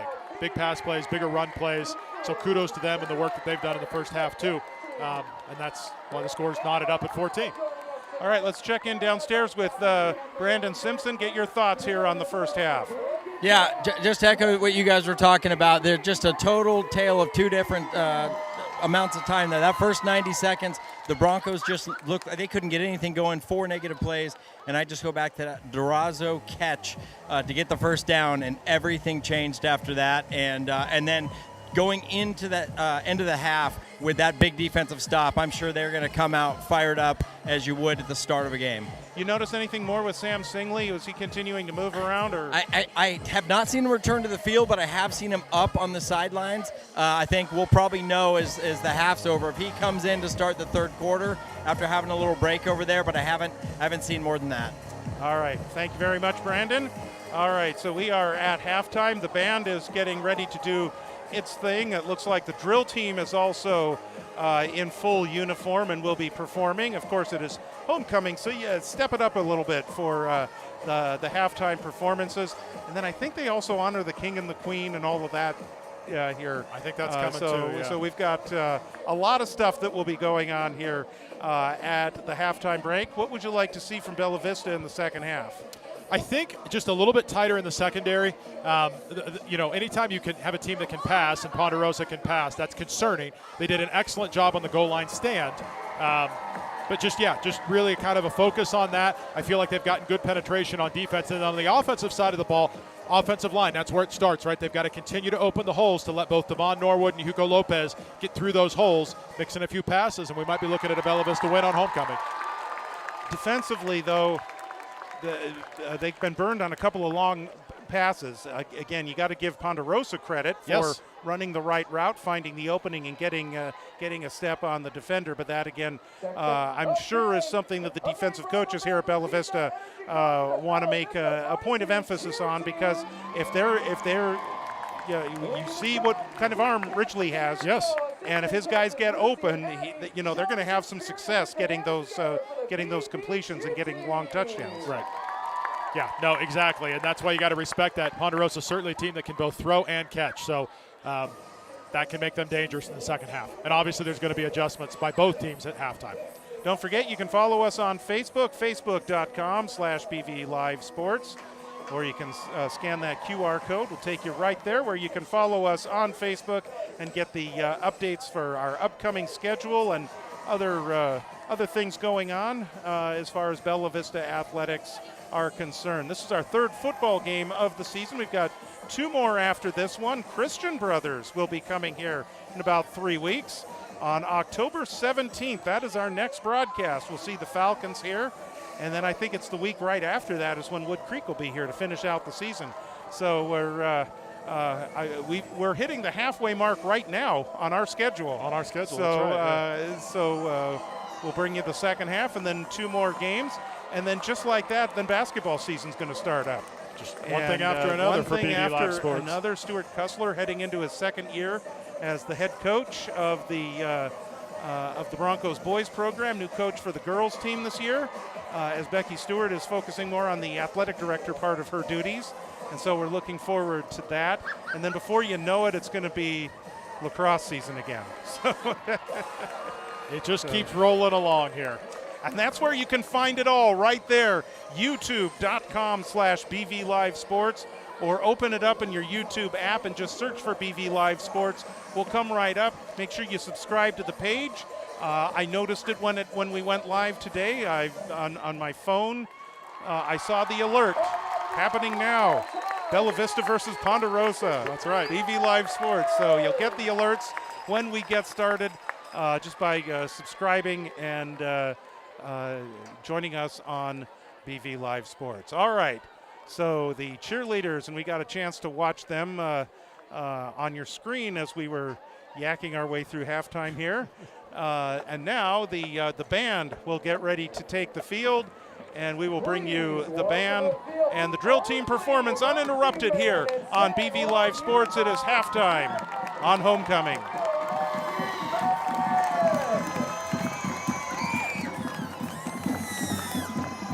They are under the field direction of drum major Danielle Schmidt. Today, they will be performing their production, Our World a Canvas.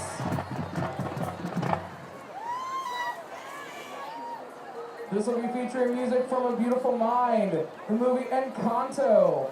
And finishing out tonight's performance, a little bit of Benson Boone with Beautiful Things.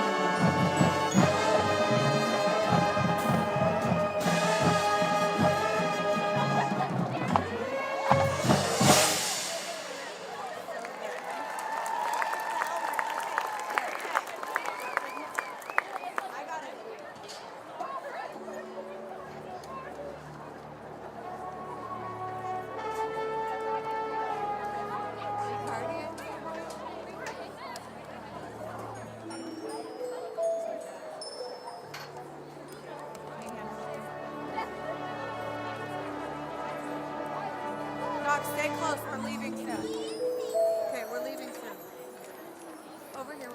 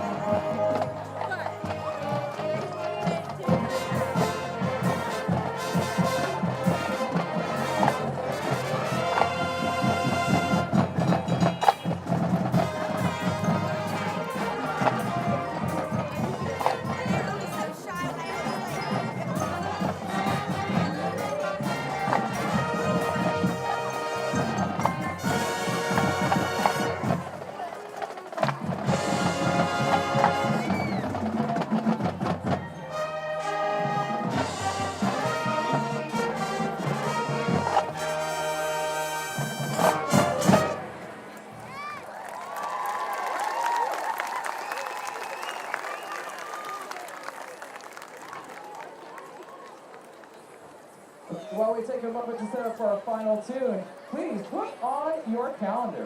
November 14th, that will be our Bella Vista Community Showcase. We'll be featuring the Bella Vista Dance Team, the Bella Vista Marching Band with special guests, the Oakmont Marching Band, the Lincoln High School Marching Band, and the Sacramento State University Marching Band joining us here in Bronco Stadium. That is Friday, November 14th. Get that on your calendar. And here's our final tune.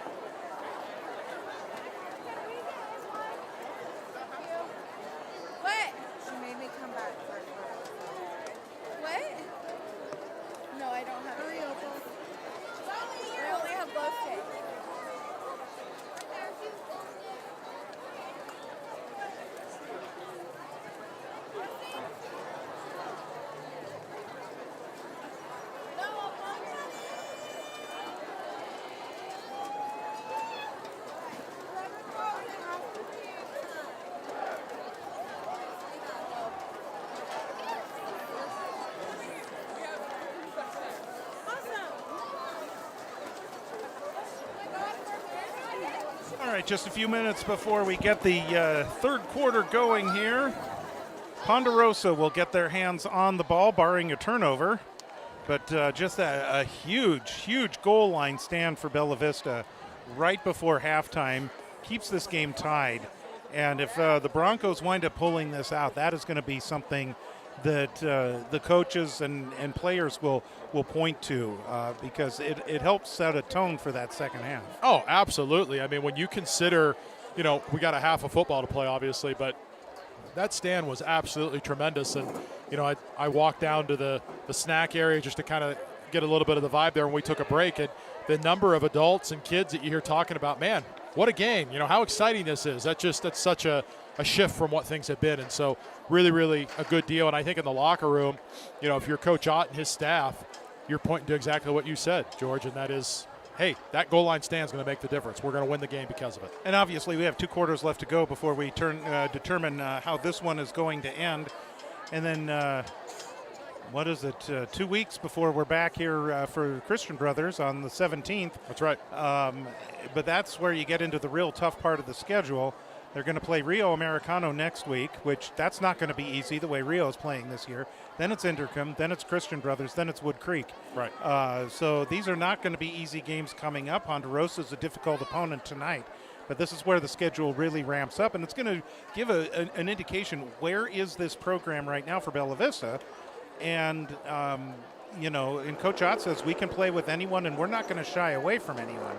He's kind of setting a tone. He's got 2 seniors that are starting on offense. And so he's got a young team. He's building something here. And so how they come out in this second half, and it's all just going to carry on that excitement that you were talking about, that you were hearing people talk about at the snack bar. Well, I mean, I think to that point, Ponderosa opened their league opener we mentioned at Wood Creek opened at Ponderosa last week, and that game at halftime was either 14-7 Wood Creek or 7-all. I forget.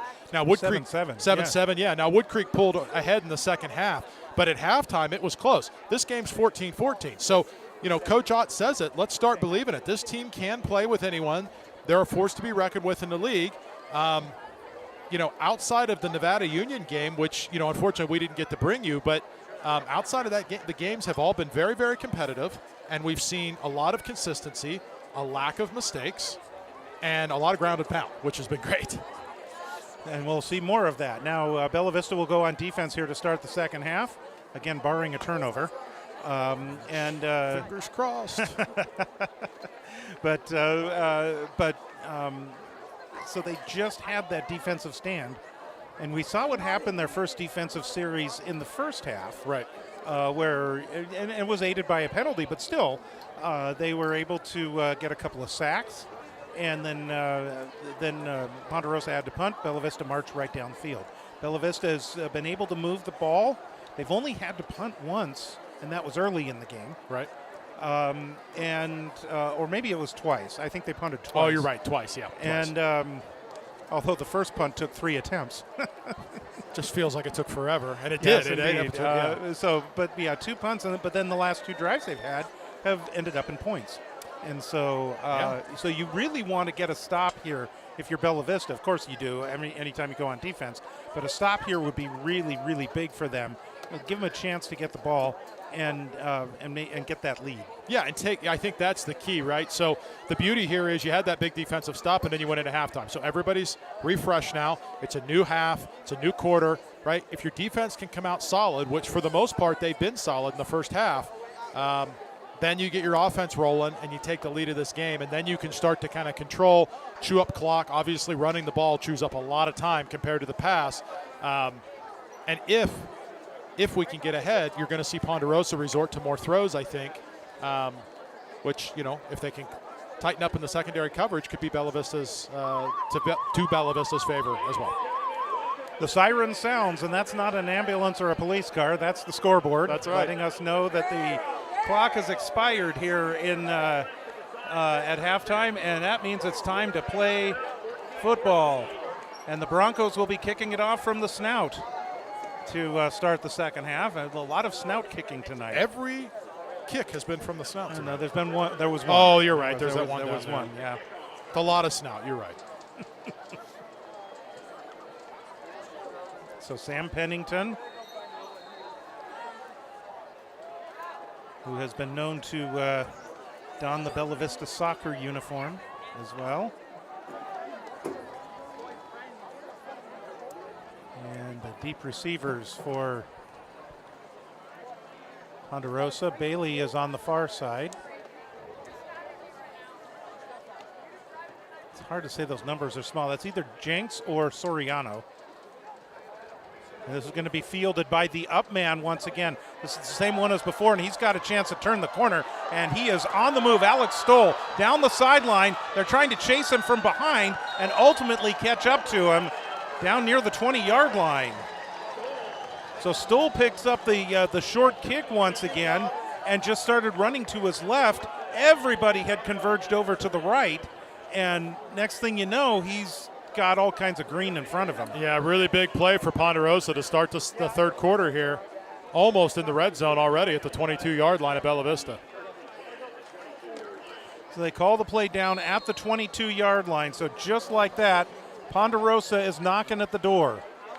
But the Broncos kept them out of the end zone right before halftime. See what they can do here. 1st and 10. Motion on the left side.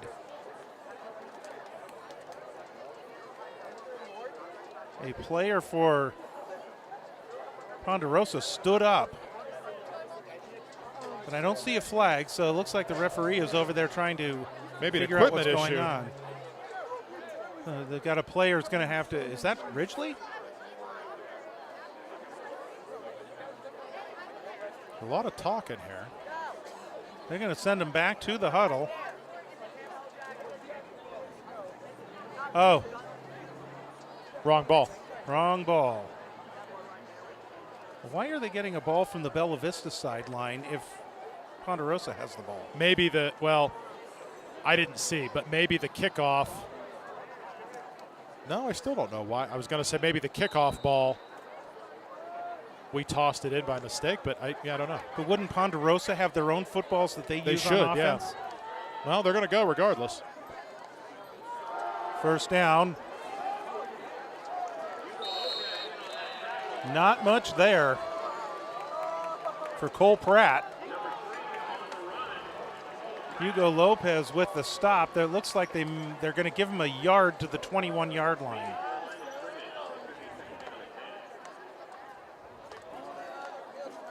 Gave him maybe a half yard. Yeah, it looks like a half-yard gain there. 2nd down, call it a long 9. Ridgely, this is Alvarez. Alvarez is met at the 20-yard line and driven back. A good surge on the part of Bella Vista's defense. Ferrarini and Lopez were right there. They're going to give him progress to the 20-yard line. So it'll now be 3rd and 8. Two fairly conservative play calls from Ponderosa. Look for them to open it up here a little bit. Well, the pass plays have come up big on 3rd and long. Correct. They had the one that on that last drive that ended on the Bella Vista 5-yard line right before halftime. Ponderosa having a little bit of trouble getting the play in here. Colby Graves went out and then came back in. A wide receiver for Ponderosa. He and Jenks will line up out to the right. 3rd down and 8. Ridgely looking right. He's going to send this one downfield. Nobody was open, and he just threw that one out of bounds. Jenks was down there, and Graves was down there, so two receivers in the same area, but Ridgely was just cutting his losses there. Now, it is 4th down and 8 at the 20-yard line. And we have not seen, I guess Ponderosa kicked once? No, have they kicked? No, they've gone for 2 they've on gone both for of 2. their touchdowns. Yeah, so they're, likely going to go for this. On the at the 5-yard line, they went for it as opposed to kicking a field goal. Yep. Diego Martinez is their kicker, and he's done well with kickoffs. And he's also 15 of 16 on extra points, so they're not using him tonight other than for kickoffs. 4th down and 8. Looking toward the end zone. Incomplete, but the flag flies. Wow. Bailey was the intended receiver. Unless there was a jersey There's pull. also a flag back at the line of scrimmage. That's true. So these could be offsetting penalties if there's a hold involved. So holding on Ponderosa, pass interference on Bella Vista. The penalties will offset, so we'll play 4th down and 8 over again. Yep. Big break for the Broncos there. But honestly, George, I mean, I watched the coverage there, and unless there was a jersey pull I missed, that looked like just really good coverage. The officials definitely didn't agree with me, which is probably why I'm not an official, but regardless, we're going to redo it.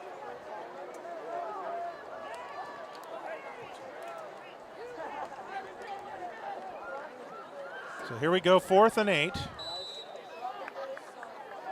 Ponderosa's converted longer yardage situations this game. Jenks is going left on this one. He is wide to the left. Got 2 receivers to the left, 2 to the right. 4th and 8.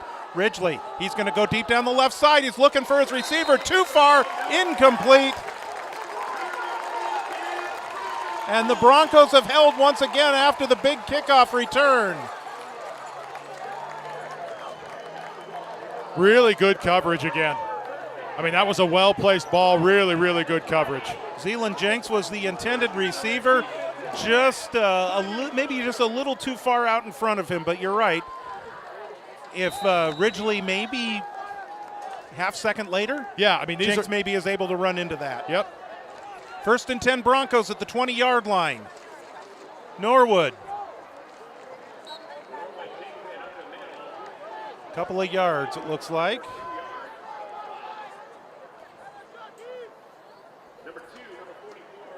They'll mark him at the 22. So 2nd and 8, gain of 2. And what you got to do here is you got to move the ball a little bit. How many passes has Singley thrown today? 4. 4 passes. Well, 4 completed passes. Has he thrown an incompletion? I don't think know so. that he has. Here's a swing play to the left.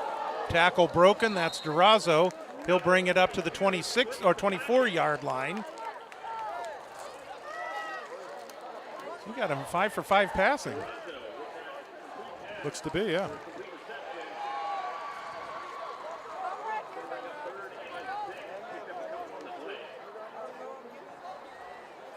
Just under 9 minutes to go in the 3rd quarter. Broncos hoping for a nice, long, sustained drive.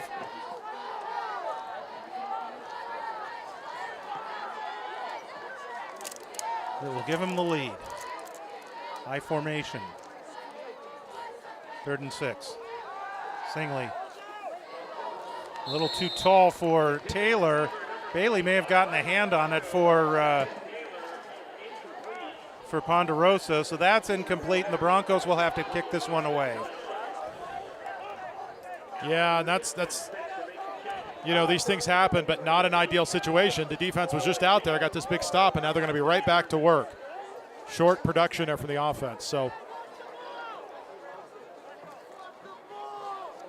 Remington is counting, making sure everybody's there. Zealand Jenks standing back at the 45-yard line for Ponderosa. Again, Broncos make sure that their formation is aligned properly. There's the kick, and a nice kick from Remington. Jenks has it at the 45, gives up ground. He slips by one man, tries to get by some others, and he's finally going to be hit and dropped. And he made a mistake by giving up ground. He lost a good 8 yards there. And so the Broncos will force them to start here at the 38-yard line. Yeah, a block in the back missed by the officials right there as well, which should back him up even further. But we'll take the mistake and the decent field position for the Broncos here to start their defensive stand against the Bruins. So another big series for the Bronco defense. The referee is coming over to the Bella Vista sideline.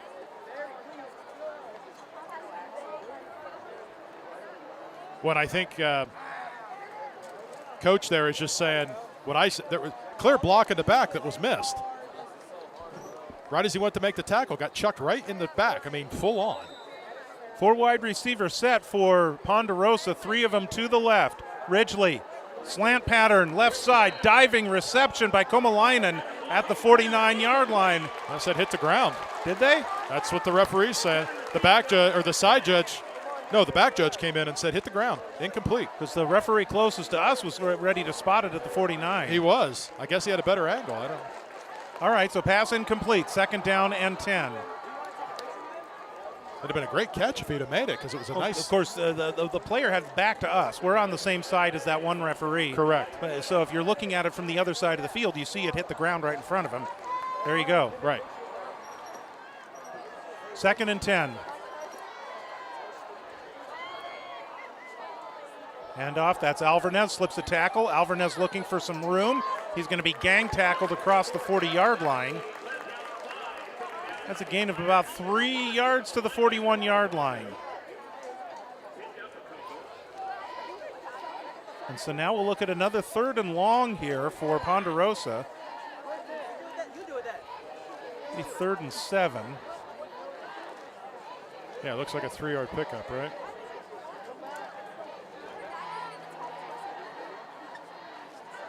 Bronco defense needs to come up big here.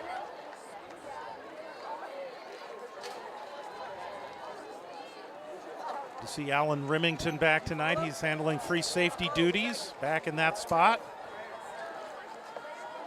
3rd down and 7. Ridgely looks left. He's going to go left. Has a receiver there. Too tall for Bailey. And that one's on the sideline. Even if it got there, I don't know that he would have come down in bounds. But that'll make it 4th down. Well, and even better, the pass is incomplete. Quarterback took a hit and got knocked down. So they're getting pressure on them, which caused the throw to maybe be rushed just a little bit and caused the incompletion. Trey Mello had the coverage. Alan Remington is back deep to receive.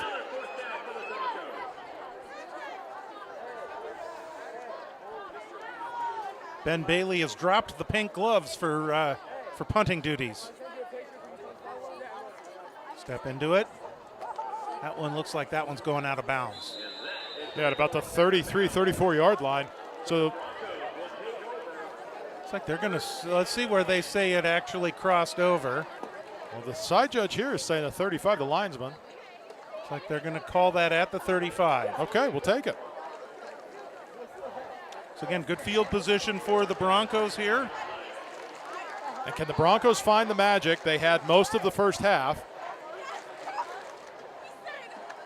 They started slow on that first series in the first quarter, as they did to start the 3rd quarter, but then they really took off. Can they do the same here? 1st and 10 Broncos. Here's Norwood. Boy, he takes a lot of punishment. Lost his helmet. He'll have to come out for a play. Referee's telling him, hey, you gotta go out for a play. And so he will. Dominic Ferrarini's going to come in. So Ferrarini will take the fullback spot. Lopez will shift to the tailback spot for this play. If they use the conventional I formation, we'll see how they line this one up. Well, and that's how I like they're using Don Ferrarini. Yes, they are using him primarily on defense, but he's made some key blocks and plays on offense. And in a play like this where Devon has to come out for a play, if a player has an equipment issue with their helmet coming off, they have to come out for a play. Ferrarini is actually at the tailback position. 2nd and 8. Durazo in motion. Ferrarini. Oh, and he just lowers the shoulder across the 40-yard line. Ferrarini says, give me the ball. Wow, that was a run. With nothing in between the and ball, by the way. Yes, that was a run right there. My goodness. And he's going to stay in there. He is hurt. He's got an ankle that just won't heal. And now they'll go power I formation. 3rd down and 4. Norwood. He has stood up at the line of scrimmage and driven back. So that's going to be 4th and 4. No gain on the play. So if you're Bella Vista right now, you got to punt. It looks like they're bringing on the punt team. Yeah. Well, going to play a little bit of a chess match here in this 3rd quarter, I guess. Nobody can do anything on offense. Well, the punters are the MVPs of this so far. Remington counting everybody out. Pulsapple is coming on.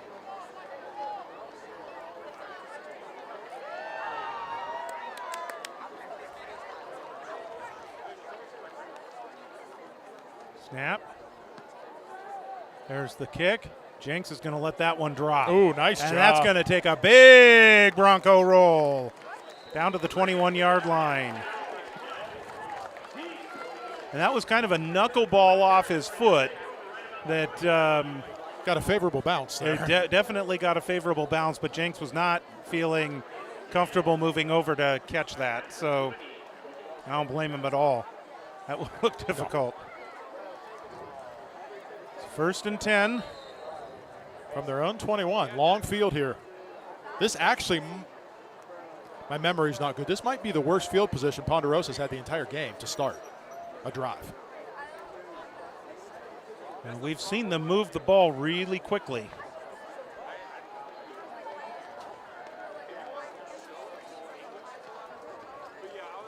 So they have an I set and the shotgun. Looks like that's Ridgely, and actually to Jenks, or rather Bailey, and Bailey will take off up the right side and get that one out of bounds. Across the 45-yard line. Nice play there.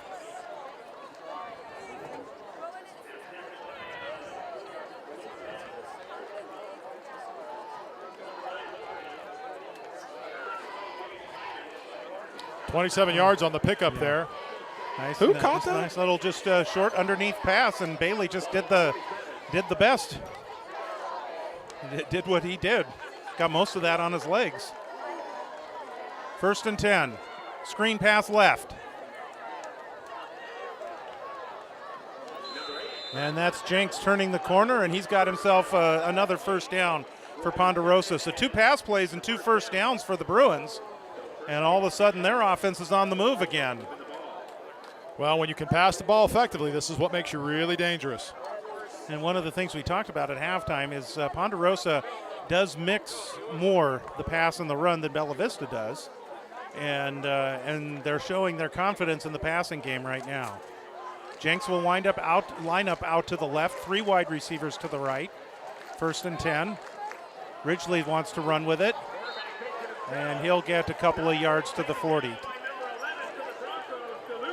Nate DeLucchi on the stop as we're under 4 minutes to go here in the 3rd quarter on a very pleasant Friday evening. It was a lot warmer earlier today, but certainly a soft breeze picking up right now, and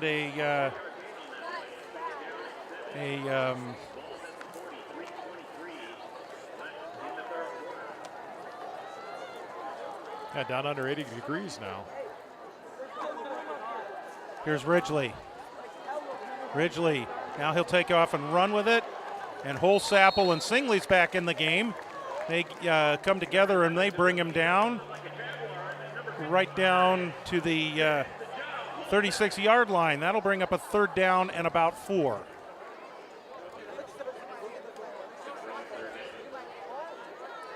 Under 3 minutes to go in the 3rd quarter. A couple of big plays coming up for the Bella Vista defense.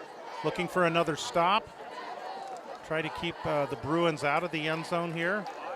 Off the scoreboard. No turnovers in this game. Graves goes out to the left. They've got a wingman to the left. Alvarez is the lone running back in the backfield. Graves comes in motion. Bit of a high snap, and now the play blows down in slow motion. A dead ball. And a false start against Ponderosa.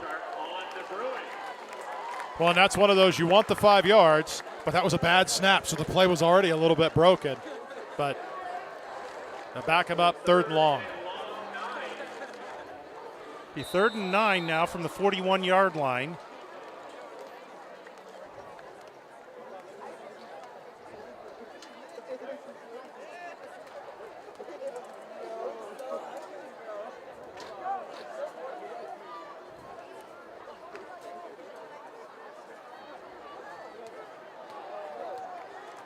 Bailey and Jenks out to the left. Slot to the right. 3rd and 9, Ridgely. He's going to go deep. He's got a receiver there. There was a little bit of contact. A flag is thrown on the near sideline. That's going to be a sideline warning, I think. and you get a warning first. Right. It's not a penalty the first time. So they will come over. This will bring up a 4th down. Yeah. So sideline warning.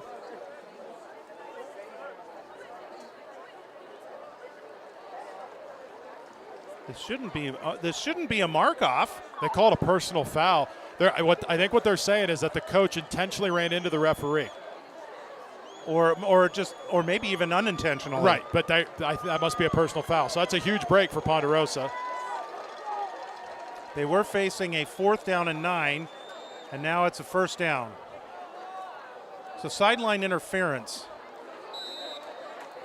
Well, now I've seen it all tonight.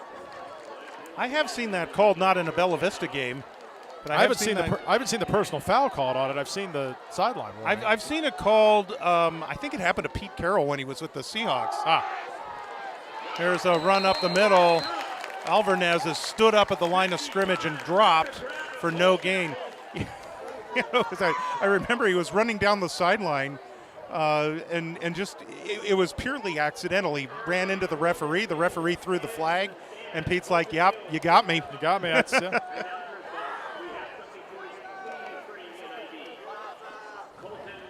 Well, and you wonder a little bit if this fires up the Bella Vista defense a little bit, knowing that their coach unintentionally got this penalty, and big stop there on 1st down. Show you got your coach's back. That's here. right. That's right. He didn't mean to do it. Komalainen goes out wide to the left. 2 wide receivers. Here's a screen play, goes to Bailey. Bailey gets a block. Bailey gets the 1st down. He's inside the 15-yard line, carrying tacklers with him, and it's past the 10. This is going to be 1st and goal for Ponderosa. Trey Mello again with the stop. 30 seconds to go in the 3rd quarter. It's been a scoreless 3rd quarter so far. The last time Ponderosa was here, 1st and goal, they didn't score. Bella Vista came up big. Could you imagine if the Broncos do that again? That'd be something.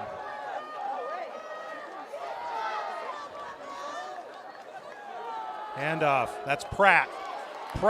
Cody Simpson lays the first hit, and he gets a little bit of help from a few of his friends. If it's 3, it's Pratt. Pratt gets maybe a yard. Yeah, where did they start that? Was it first? No, it's 1st and goal from the 9, right? So now we're 9, and so they're going to mark him down at the 7. I think looks like it. So they give him 2 yards on the play, but Cody Simpson was right there, was hanging on for dear life until his teammates were able to get there. Yeah, he was. Cole Pratt, by the way, 5'10", 170. It was tough to bring down there. So we actually did have a scoreless 3rd quarter. Let's head downstairs now to Brandon once again. Get your thoughts. My thoughts are 2 stingy defenses in that 3rd quarter. Let's remember, Bella Vista's defense has been stingy all game, right? They've only given up 1 touchdown this whole game, even though they've been faced with a 1st and goal from the 2. They also had the kickoff return where they were starting 22 line, and this defense just played great. Really thrown to see a new set game, high school football game like that, and the ref to insert themselves and give that team a new 1st down at the 15-yard line. Really unfortunate to see that. Hopefully stay tough. It is unfortunate, but it's one of the things that everybody has to keep their focus and keep their wits about them and not get in the way of the play. You're right. We don't see that very often. It happens. We're all human. Yeah, and what Coach Ott is arguing is that he was standing on the line, so he actually was legally where he was allowed to be, and the referee bumped into him, so they're arguing it was the referee's fault. But regardless, we're going to start the 4th quarter here down with a 2nd and goal. And that penalty is really the reason why we're here. Correct. And that's not to say they wouldn't have. They might have punted actually on that 4th down. Here's Alvarez, left side. He's hit by Ferrarini and then brought down by Hugo Lopez inside the 5-yard line. Looks like they're going to call that about the 2.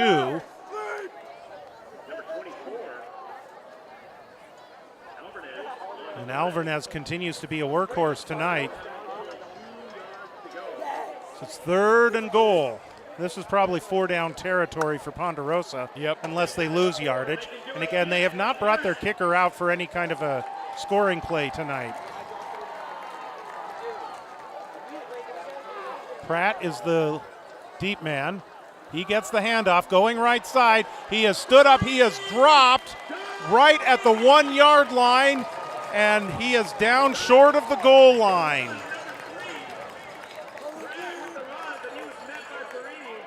Dom Ferrarini comes up big with the stop. 4th and goal. How big does this get?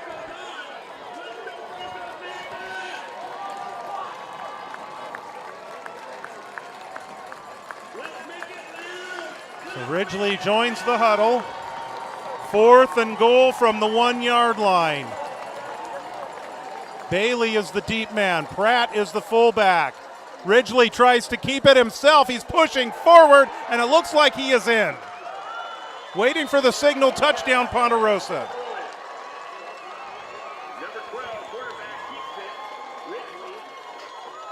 The old QB sneak. Their version of the tush push, I guess. I guess, yeah.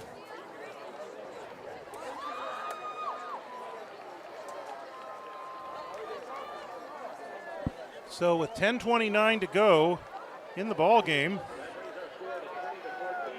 that puts Ponderosa out in front, and Martinez is now on to attempt an extra point. This is the first time we have seen him for a place kick. We've seen him do kickoffs.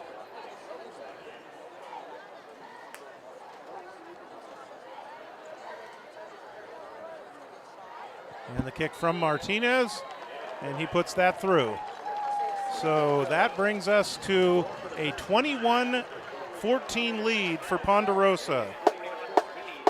And, I mean, really, that was, I'm not going to fault the defense there. The defense did everything they could have asked. They got the stop. They had him backed up, and that personal foul just on the sideline really was the difference in that drive, which is really, really unfortunate. We'll be back with you Friday night, October 17th.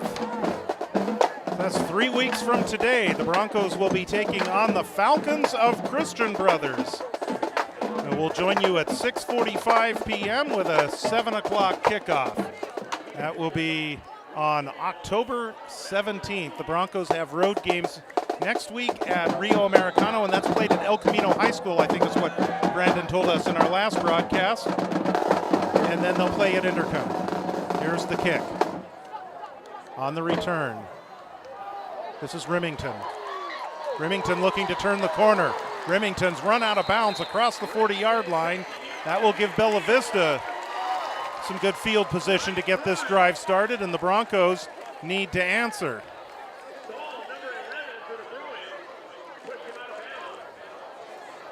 Little after play activities there.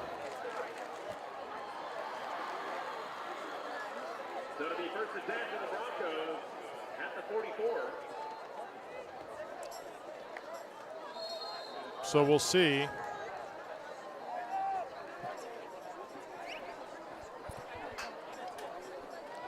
Handoff goes right side. And that's Devon Norwood.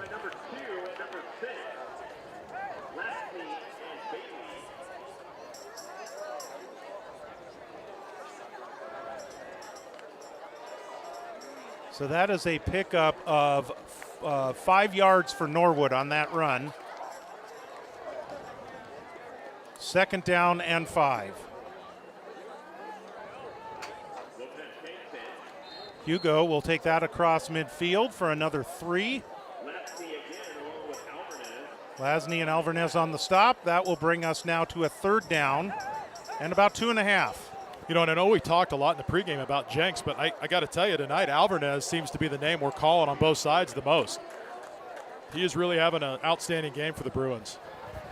Jenks is having a good game too, but between the two of them, causing some problems for the Broncos. 3rd down and 3. Norwood. And he'll have the first down. He should be at the 45-yard line.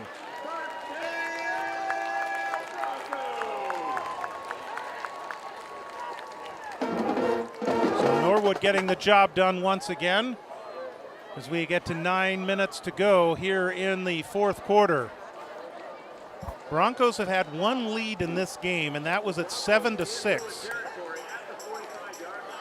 As Ponderosa scored first, but they did not complete the two-point conversion.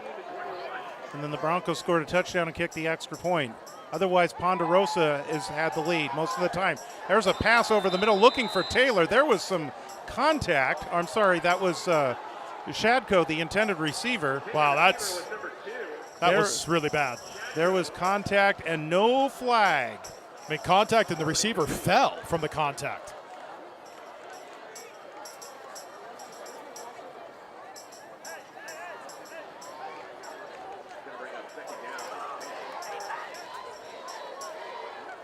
I would imagine that there are probably some irritated coaches on the Well, and Bella they Vista should be. sideline. That's a Yes. big miss. That happened right in front of the back judge. 2nd and 10. Norwood. Face mask. That's going to be 15 more for Mr. Norwood. 8-yard run and 15 more. So we'll see the call here. We see Jack Singley clapping his hands. So that'll be a 15-yard penalty added on to the end of the play, and that'll be a first down for Bella Vista. Big gain there.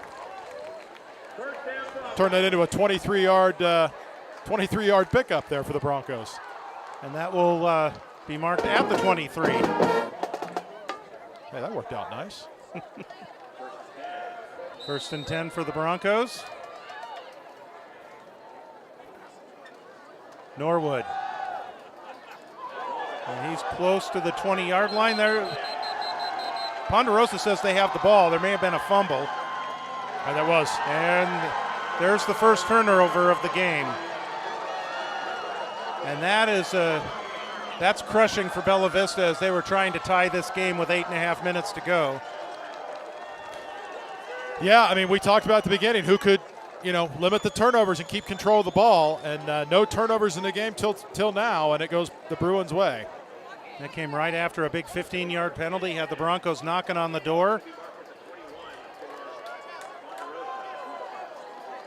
Coach Ott arguing he was down by contact.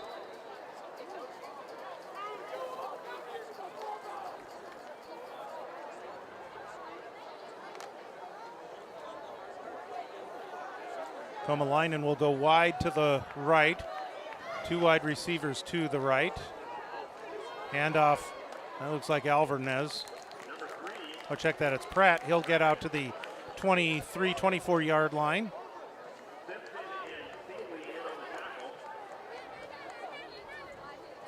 That's a gain of 3, 2nd and 7.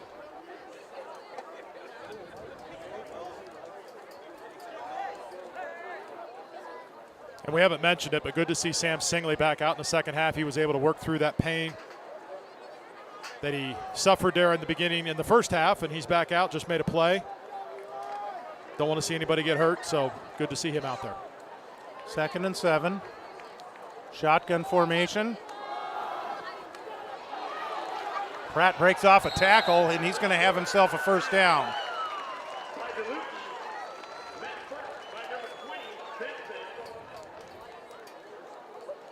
So DeLucchi and Simpson were there on the tackle, but nice piece of running there on the part of Pratt, although they're going to mark him at the 30-yard line. He's a yard short of the first down. So it is 3rd and 1.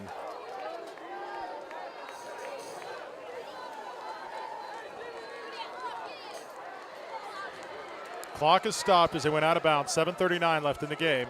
Do they run that quarterback keeper where they scored the touchdown a few moments ago? Well, he's going to wind up in the shotgun here.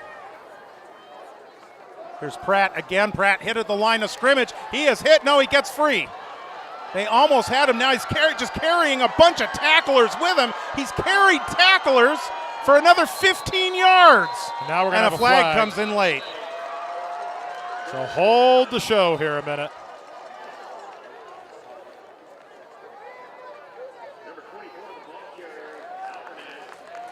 Are we calling a sideline warning? No, on? I think it was pushing the pile.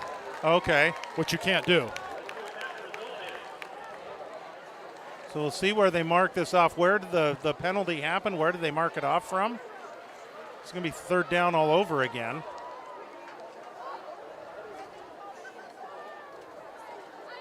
Yeah, they have to determine where the pushing of the pile started.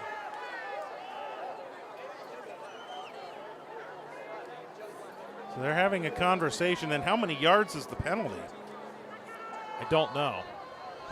So they're going to say the flag goes at the 35-yard line. So even a 5-yard penalty won't give them a first down. So it's going to take it right back to the 30, and we're going to have 3rd and 1 all over again.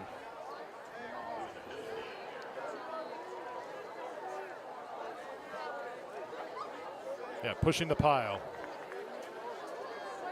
Which, you know, is kind of a silly penalty in high school because if the referees just blow the whistle, then the play's dead. Like, I mean, what guy is not going to push their teammate? Yeah. So, I mean, you saw a similar action down on the goal line on the QB sneak. I mean, obviously the pile moved significantly there, but. So now looks like they're kind of bunched in. Is it going to be the keeper this time? It is. And Ridgely's going to push it forward, and he is going to be dropped shy of the 30-yard line. We're going to see where they call the progress, and it looks like they're going to mark him across the 30-yard line, but did he make it to the 31 is the question. 4th down. Okay, he's shy of the 31, so it is 4th down. And now what do you do if you are Ponderosa? They're going to punt. The smart play is to punt. Yes. You're right. You can't take a chance on giving Bella Vista the ball at your 30. You are absolutely correct on that. Now, nothing's stopping them from running a fake punt. Correct. And Bella Vista definitely needs to watch for that. This is a huge stop, providing it's not a fake punt. But look at that. That Komalainen's going way out to the right, and maybe this is part of their normal formation. Yep. There is the fake punt, and Pratt takes the handoff or the up snap, and he will take it across the 30-yard line out to the 33, and that's a first down for Ponderosa. Yeah, and you kind of smelled that in the water, right? When you got a short yardage play like that, you got momentum going.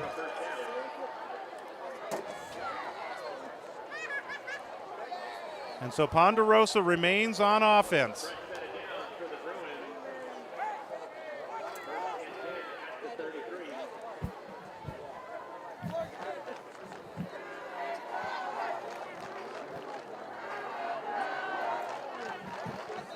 Five and a half to go. Ponderosa leads by 7.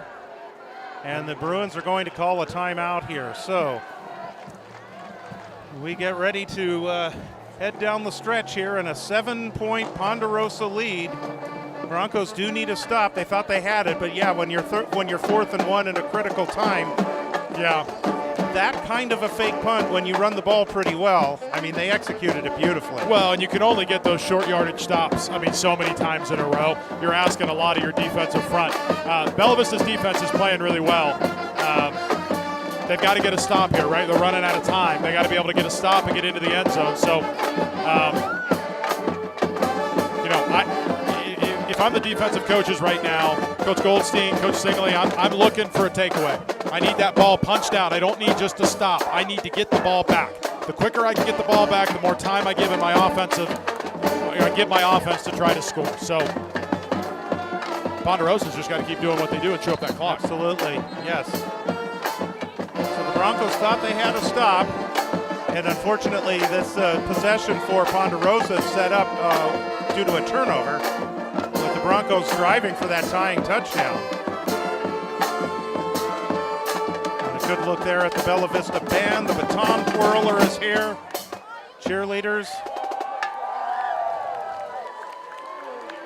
And it's all part of homecoming.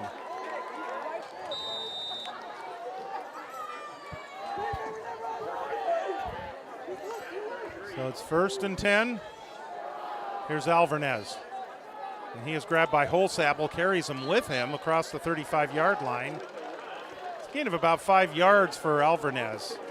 He's very impressive. Very, very impressive.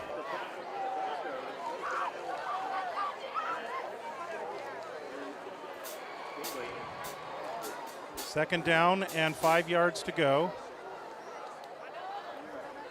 Clock continues to run here, coming up on 5 minutes left in the game.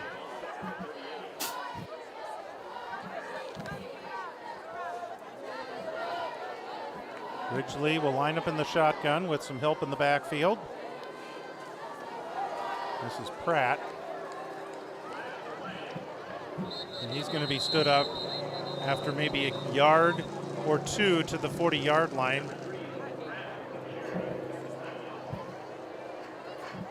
Holding. And a holding penalty against Ponderosa.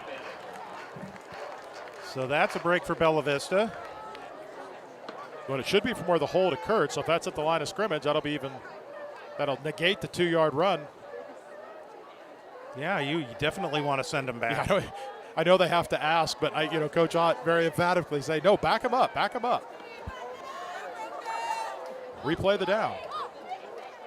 Make him go more. Yeah, force Ponderosa into an uncomfortable position. That helps your defense. Giving him short yardage, but a later down isn't going to do it. So here we are at the 29-yard line. It is second down. And they need to get it to the 43. 2nd and 14.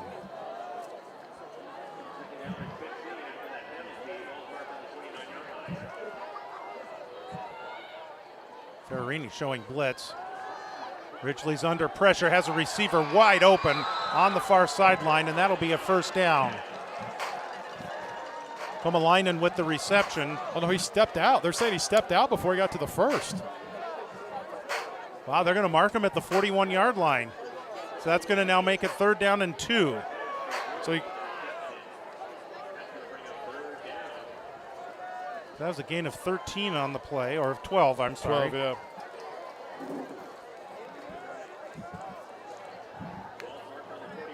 Now we're closer to midfield, that we might be into 4-down territory, again, unless there's a loss of yardage here, if they don't get the first down. Yeah, coaches, Ponderosa coach will be talking number 10, saying, hey, bud, you were wide open. You got to get those extra couple of yards for us. 3rd and 2. Ridgely, he's under pressure. Cooper Thorne with the tackle, and there's the loss of yardage. And now you probably have to punt. And Bella Vista wisely takes a timeout immediately to stop the clock. That was a huge play by Cooper Thorne. Yeah, I mean, we have not mentioned his name tonight, but we mentioned it when it counted, and that's all that matters. What a play by the Broncos and Cooper Thorne. So I know I'm thinking ahead, but if the Broncos are able to score at the buzzer with a touchdown, do you go for 2 or do you send it to overtime? Well, that's the question. That's why we don't get paid the big bucks, George.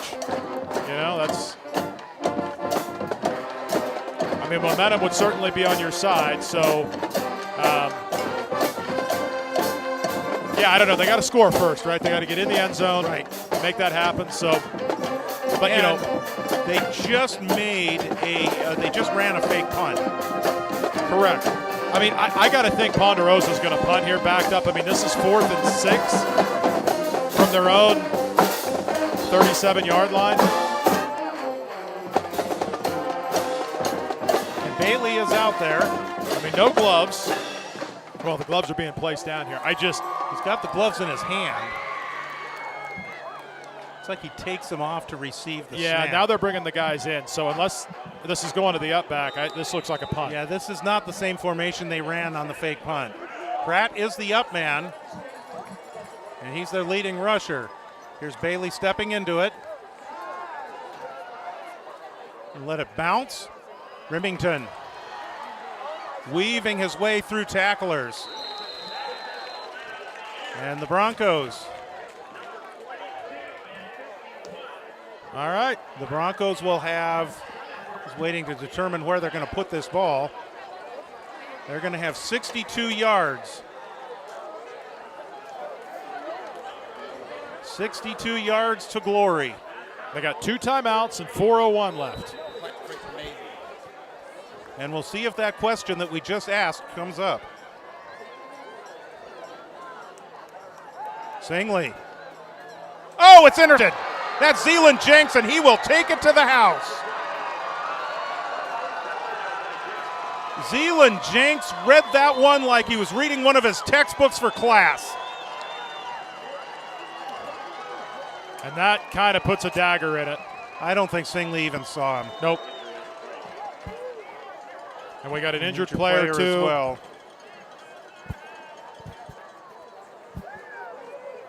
I can't see a number. I think he got that maybe at the 35. And that could just about do it here. Yeah, not looking good now.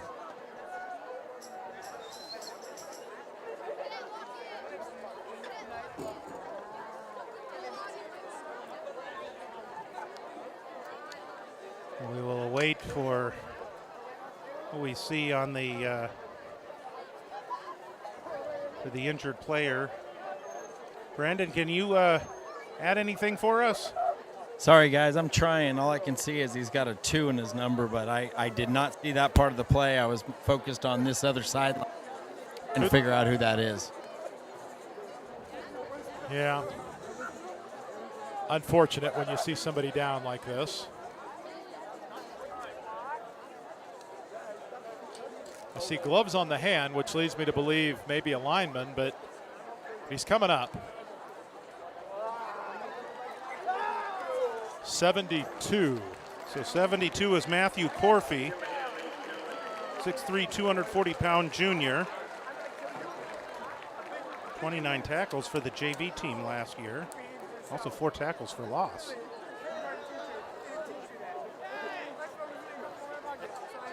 So Ponderosa, with 3:53 to go, will attempt the extra point after the 35-yard pick six from Zeeland Jenks.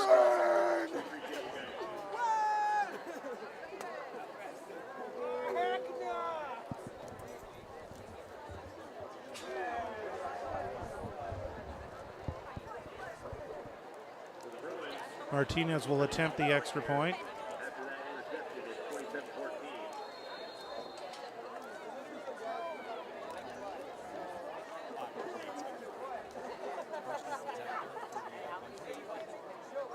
There's the kick from Martinez. He's got it. So with 3:53 to go, it's now a 28-14 lead for Ponderosa. Well, and yeah, it's the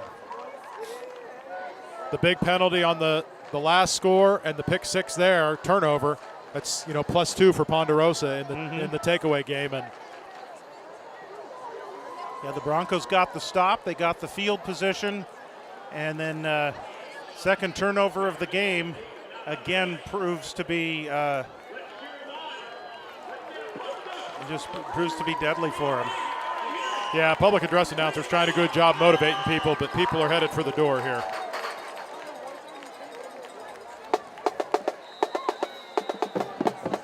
The band is still here, still doing its job. 2 receivers back deep to receive for Bella Vista.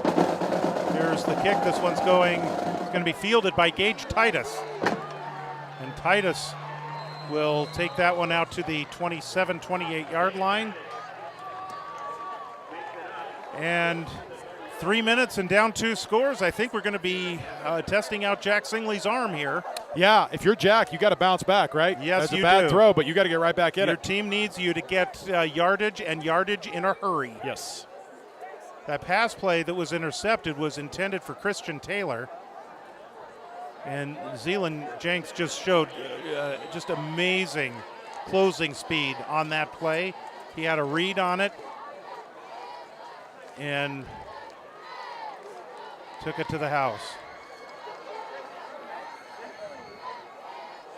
May have been offside. Here's a pass play over to the left side. That one's a little too far out in front of Riley Durazo. Well, that's going to be 15 yards for Bella Vista. That's a roughing the passer. So that's 15 yards. to Bella Vista's favor. There was a player there for on the end for Ponderosa that had a little balance issue, but I guess they said he didn't get into the neutral zone. That would have been a dead ball if he did. Yeah, no, so we'll take the 15 yards. That was an easy call, too, for the head referee. Hit Jack from behind 2 steps after he'd thrown the ball. Easy call for the official. 1st and 10 Bella Vista at the 43 following the penalty. High snap. And that kind of threw off the rhythm of that play as Norwood is hit for about no gain. 2nd down. Well, it looks like they're going to give him a yard to the 44. I don't know if running the ball right now is... It's not going to do anything for you. You got to throw. Unless you break one off. Which, given they haven't done all night, it's unlikely to happen now. 3 wide receivers for Bella Vista. Under pressure, Singley, he's going to go deep. There's all kinds of contact there. Sebastian Belfiore is the one that had the coverage. The flag is thrown. Well, he's going to make an argument that he was attempting to catch the ball, but you can't climb on the intended receiver to do so. There was a lot of contact before the ball was even close. Yep. So that'll be 15 yards. And another 1st down. It will result in a 1st down. So, I mean, we've advanced the ball 31 yards, 30 of them by penalty in less than a minute. So, well, those are big chunks of yardage. If they can get the ball in the end zone quick and an onside kick. Correct. Could be an interesting finish. Singley. That's Durazo with the reception. Durazo breaks free. Touchdown Broncos.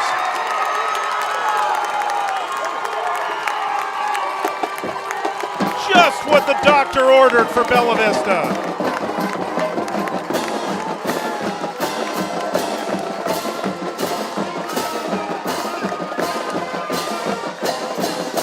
Don't quit on the Broncos yet.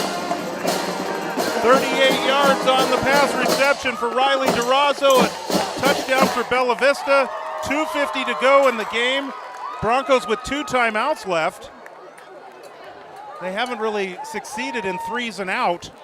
So I don't know if you onside kick it here or if you kick it deep and try and stop them. I think you onside kick and try your luck there. Broncos shift in position here for the extra point. Oh, it's Remington that's holding now. Lonnie had been doing it earlier in the season, even when Remington was healthy, but Remington sets that one down, and Pennington puts it through, and we're back to a 7-point game with 2:50 to go. Yep, but now it gets interesting, George. Huge response for Bella Vista. They needed that, and they needed a quick score. Of course, they were aided by the penalties. But you'll take it. Yes, indeed. Well, this is why I never understand leaving the game before it's over, because you just don't know what's going to happen. Well, maybe they're listening on the car on my Well, own. let's hope so. Just hope you're not driving and watching. Yeah, you can listen. Let's check in with Brandon about the energy down on the sideline. Guys, this is as high of energy as I've seen, especially as Durazo made those cuts and those moves and made his way into the end zone. The whole sideline was going nuts, as you'd expect. We are going to have a barn burner of a finish here. All right, so the Broncos will be kicking it off from almost the mane of the horse. There we go. And I would assume this is going to be an onside kick. Broncos, Pennington, he's going to approach. Now he's going to kick it short. That's going to take a bounce. That is a live ball, loose. Jenks gets it back. Jenks misses it, breaks a tackle. Jenks is on the move, and Jenks will be run out of bounds. So that's about where they would have got it if Ponderosa had recovered the onside kick. Yep. But I think that what they were trying to do is exactly what happened, is try and get the ball in between the waves of players for Ponderosa, and maybe the ball takes a weird hop, and Jenks did have trouble handling it. Well, but now the Broncos have their 2 timeouts, and they'll have to put them to use. Yeah, and you make a good point. Had they onside kicked, the up man would have likely fallen right about where the ball is. So you're really, I suppose you could argue you have a chance to recover it. Maybe is higher, but I agree. I think with that bounce, the way it took, and Jenks did have trouble, as you said. Ponderosa winning the turnover battle 2-0, and that has a direct impact on the score. Here's Alvarez. Alvarez looked like he jumped in the air, tried to hurdle some people, but he is dropped for just 1 yard gain. The Broncos will call timeout. If they can get him to a 4th and long, they may punt. They're on the plus side of midfield, but if you get them to 4th and short, well, and maybe on 4th and short they punt it and play field position. Yeah. Always look at these situations like if you're the coach, you have a plan on what you're going to do to get the ball back, and then you got to let your defense execute in this case, right? One thing I do not expect Ponderosa to do is throw. I would think this is going to be 3 or 4 runs, depending on what they need to get that first down. A healthy dose of Cole Pratt and Marshall Alvarez, and maybe Ridgely.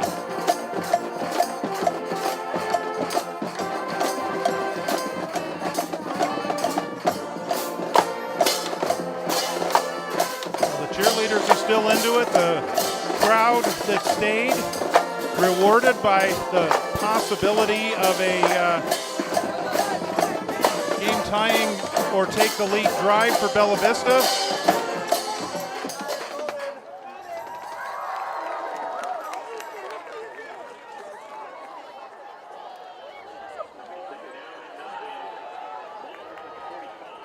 Second and 9. They are going to line up with wide receivers. 4 wide receivers here. Now they're going to come in closer to the line of scrimmage. Second and 9, screenplay. That is a lateral. That's Jenks. Jenks gets by 1 man. Jenks finds the opening. He's down the sideline, has the first down. And he is out of bounds. So they go with the lateral play. And Jenks adds to his rushing yardage with that. So it's the 28-yard line. The clock is now running. Bella Vista with just 1 timeout left. At this point, it's looking like a turnover. Correct. Because when we get to 4th down, if we get there, there's not going to be much time on the clock. And of course, as you might expect, Ponderosa taking their time in the huddle. A shotgun formation with 2 running backs in the backfield. Pratt, Dominic Ferrarini brings him down for about a yard gain. Broncos will take their final timeout with 1:34 to go.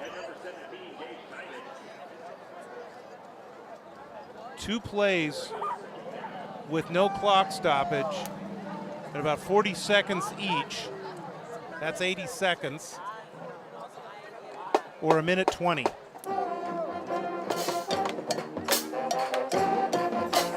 So the Broncos, if they get their hands on the ball without a turnover, it's going to be with maybe 10 seconds to go. Right.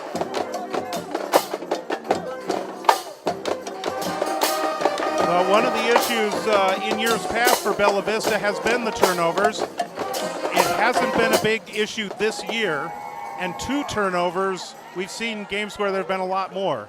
They've cleaned up the penalty issue, and they've cleaned up the turnover. It's just that some bad luck tonight.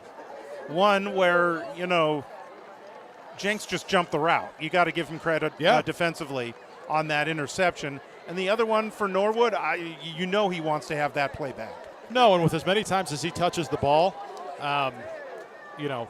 stuff like that's going to happen. The great Derrick Henry has fumbled in each of his first 3 games in the NFL this year after going, I don't know how many plays in a row, carries in a row without a fumble. So the best of the best it happens to. So 2nd down and 11. They called that a loss of a yard. 1:34 to go. Clock is stopped on the timeout. Broncos will be at Rio Americano next week. Well, it's a Rio Americano home game. El Camino High School is the site. Rio has made that arrangement to get Friday night home games. They do not have lights at their stadium. Here's Alvarez. Alvarez looking to turn the corner, and he shoots his way down, stays in bounds at about the 26-yard line. So we'll watch the clock here. So they will call this the 26-yard line. Yes, third down. About 7 yards to go, 8 yards to go. 3rd and 7. And of course, Ponderosa taking their time. We're under a minute to go.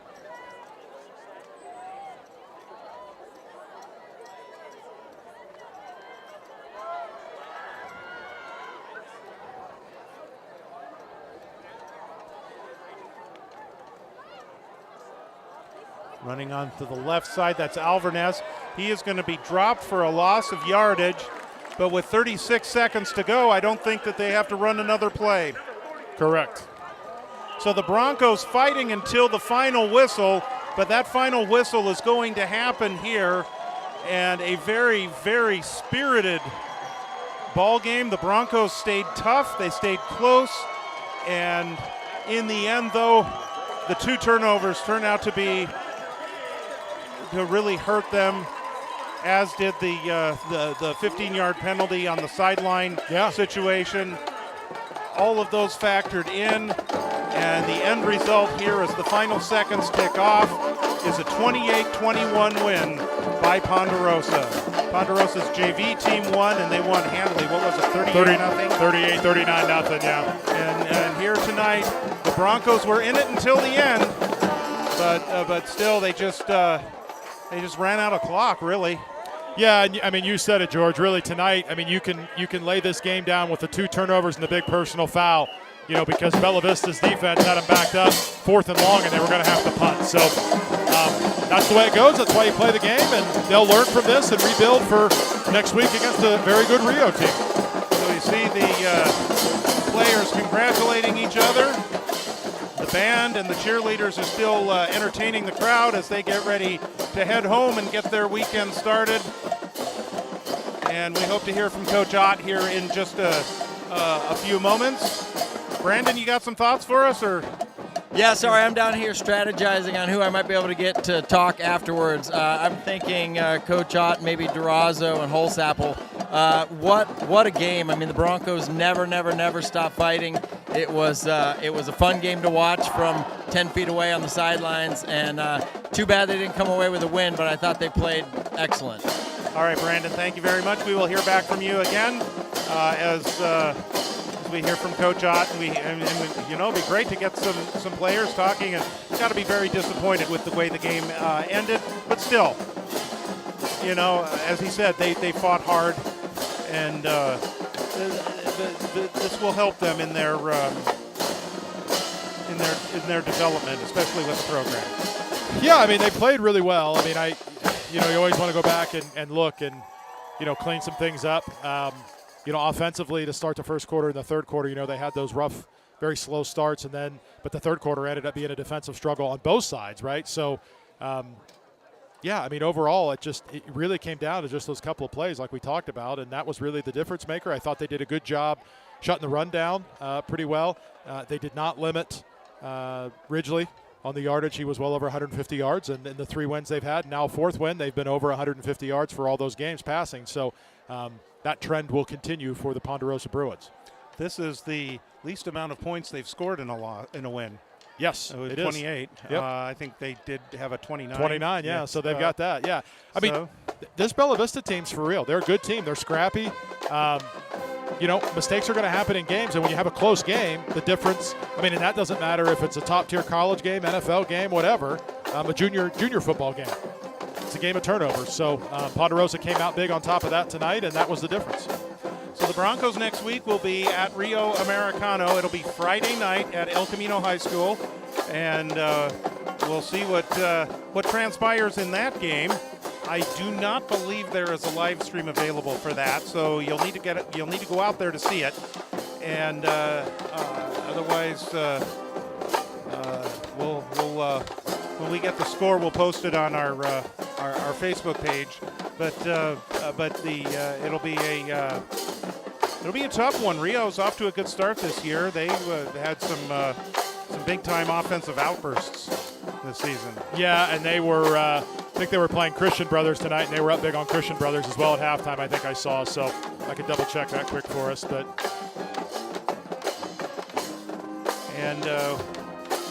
then after that, the Broncos have the daunted task of going and playing Inderkum.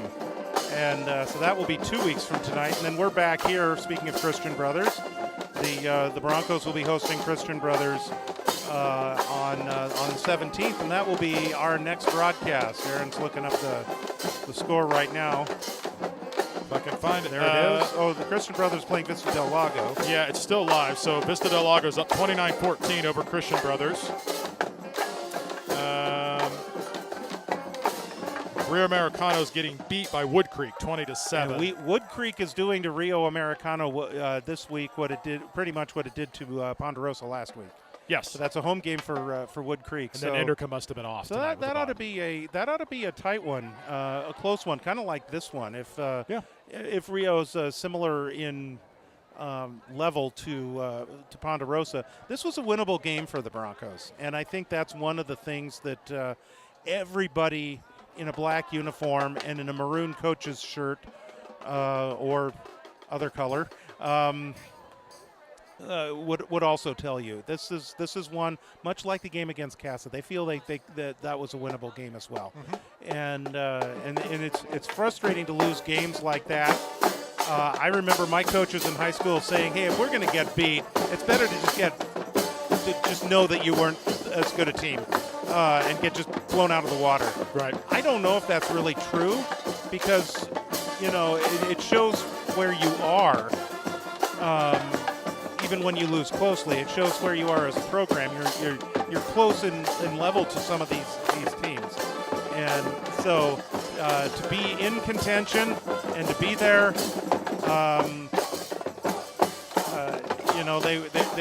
they were there tonight. And I think that is a sign of how things are going for this program. Yeah, I would say. I mean, and if you're Ponderosa, you're certainly not going to walk out of here going, "Oh, we got lucky." No, they executed. After Bella Vista took the lead 7-6, they took the lead back and they led the rest of the game. It was a close game, but they executed and they did their job. And so, congrats to them and their coaching staff and players and families, and appreciate those that joined us on the live stream tonight. All right. Well, we hope to hear from some coaches and players here before too long. Brandon's working the crowd right now to try and get some guys over there. It looks like he has succeeded in getting Riley Durazo to come over. I see Cody Simpson right there too. So we'll get ready and get a couple players tonight. Yeah. And then I'm sure Coach Ott will come over as well. As we've got Brandon all lined up. He's got Riley Durazo with him, so let's head down to Brandon. All right, we'll go ahead and start. We'll start with you, Riley, if you're good. So I got Riley Durazo over here. I specifically asked for him. He had a couple of great plays in the game. I know you got to be disappointed. Plays. That first play early in the yard pass, not like it for Bronco football to pass that early. You guys, what was in the huddle? So, yeah, we were deep down. I think it was like third down, and pass play called. Usually we're running early, so I was ready. I was expecting to get the ball. So when the ball got to me, I don't know if you saw, I bobbled it. So, but I'm thinking in my head, if I don't catch this ball, we're not passing again to me. So I stick with it and caught the ball, brought it. Riley, I love it because I was 10 feet away and I saw you bobble it, but I saw the concentration. You definitely held on for the catch, and the ball game changed after that. For 90 seconds, you guys couldn't get any yards. You get that first down and it changes. Now talk to me about, you guys don't ever give up, and it's near the end of the game, but you come up with this big pass play, but you're nowhere near the end zone, and you're moving and shaking, and you end up in the end zone.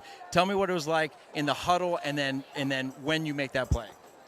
So I was nervous. We're down, but I didn't give up. I don't think any of us did, really. We all thought, yeah, we have 2 minutes still. We could still go win this game.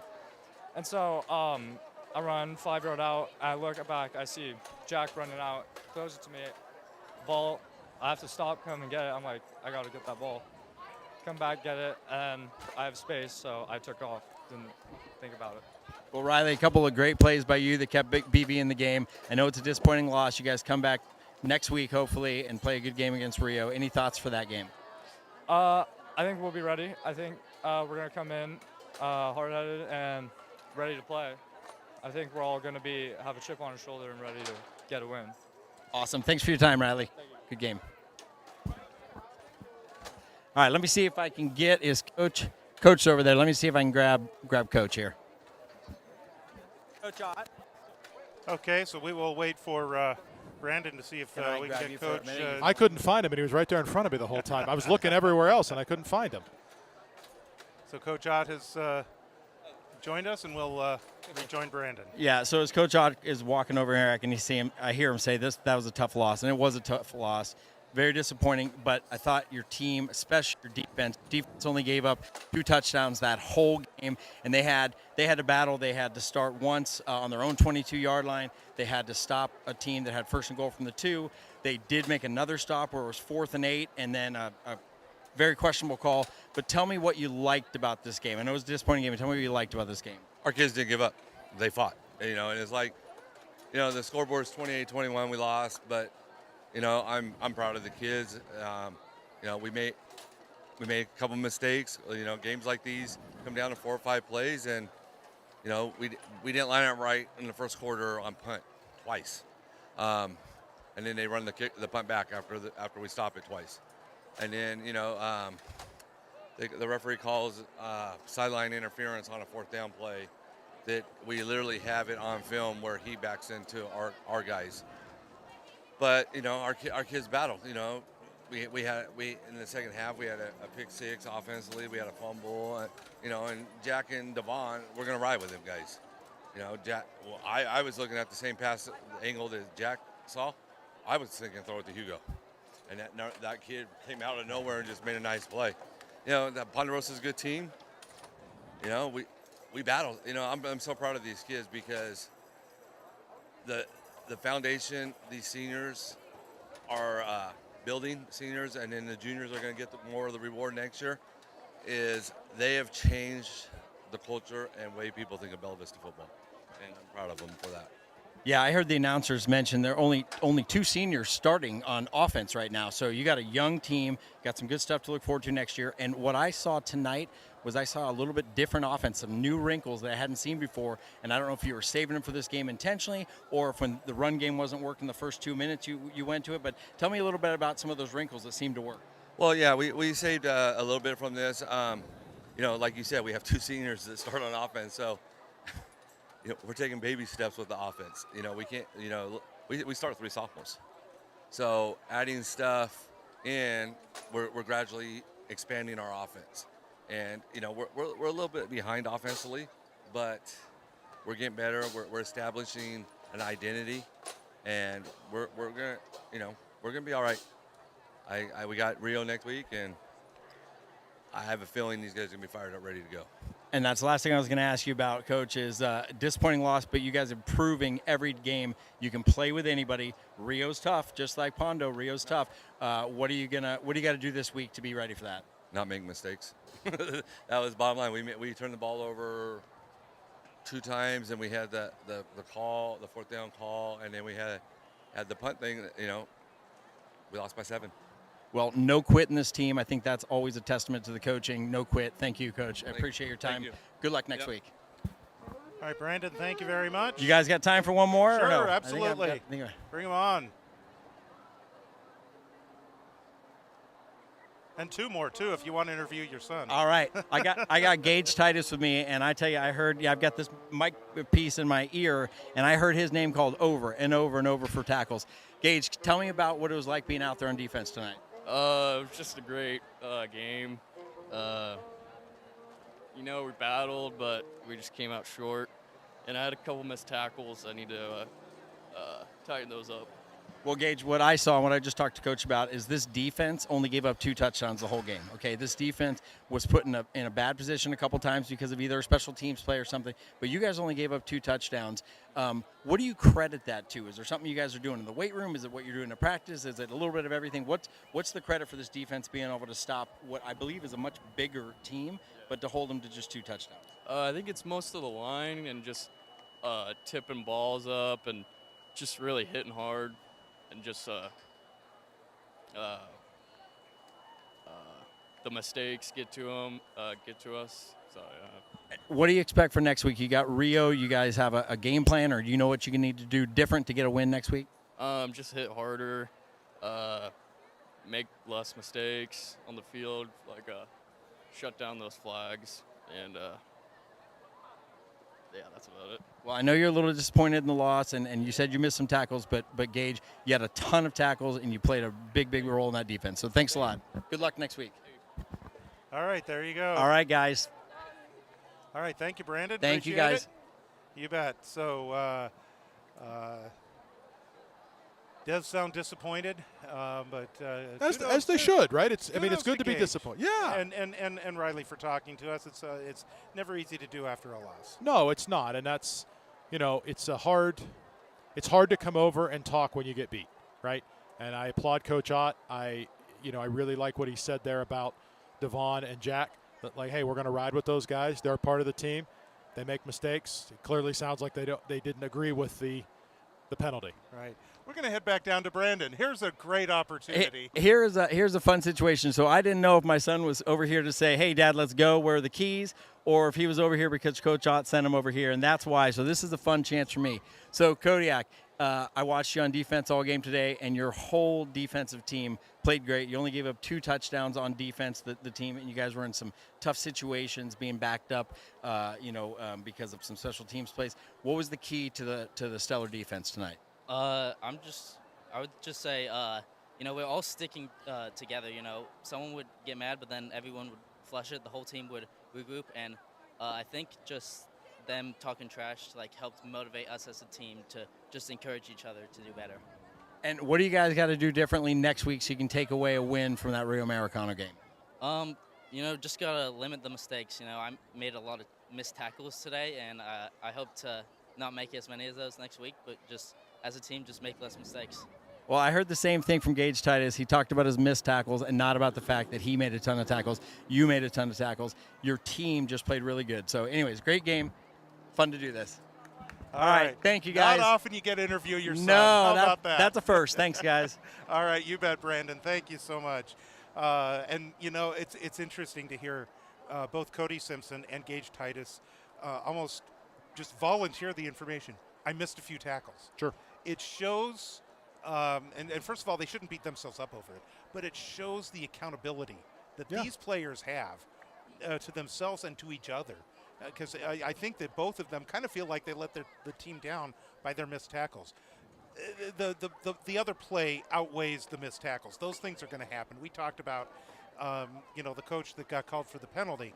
That we're all human. We make mistakes. Sure. But those are the types of things you kind of like to see that they understand their role and how important their role is. Yeah, I agree. I think that if you can get everybody to buy into the ownership and understand of, immediately post-game where I made a mistake, right? Not where we made a mistake, but where I made a mistake. All of those mistakes that I made, when you put them all together, that was the difference where we didn't win the game, right?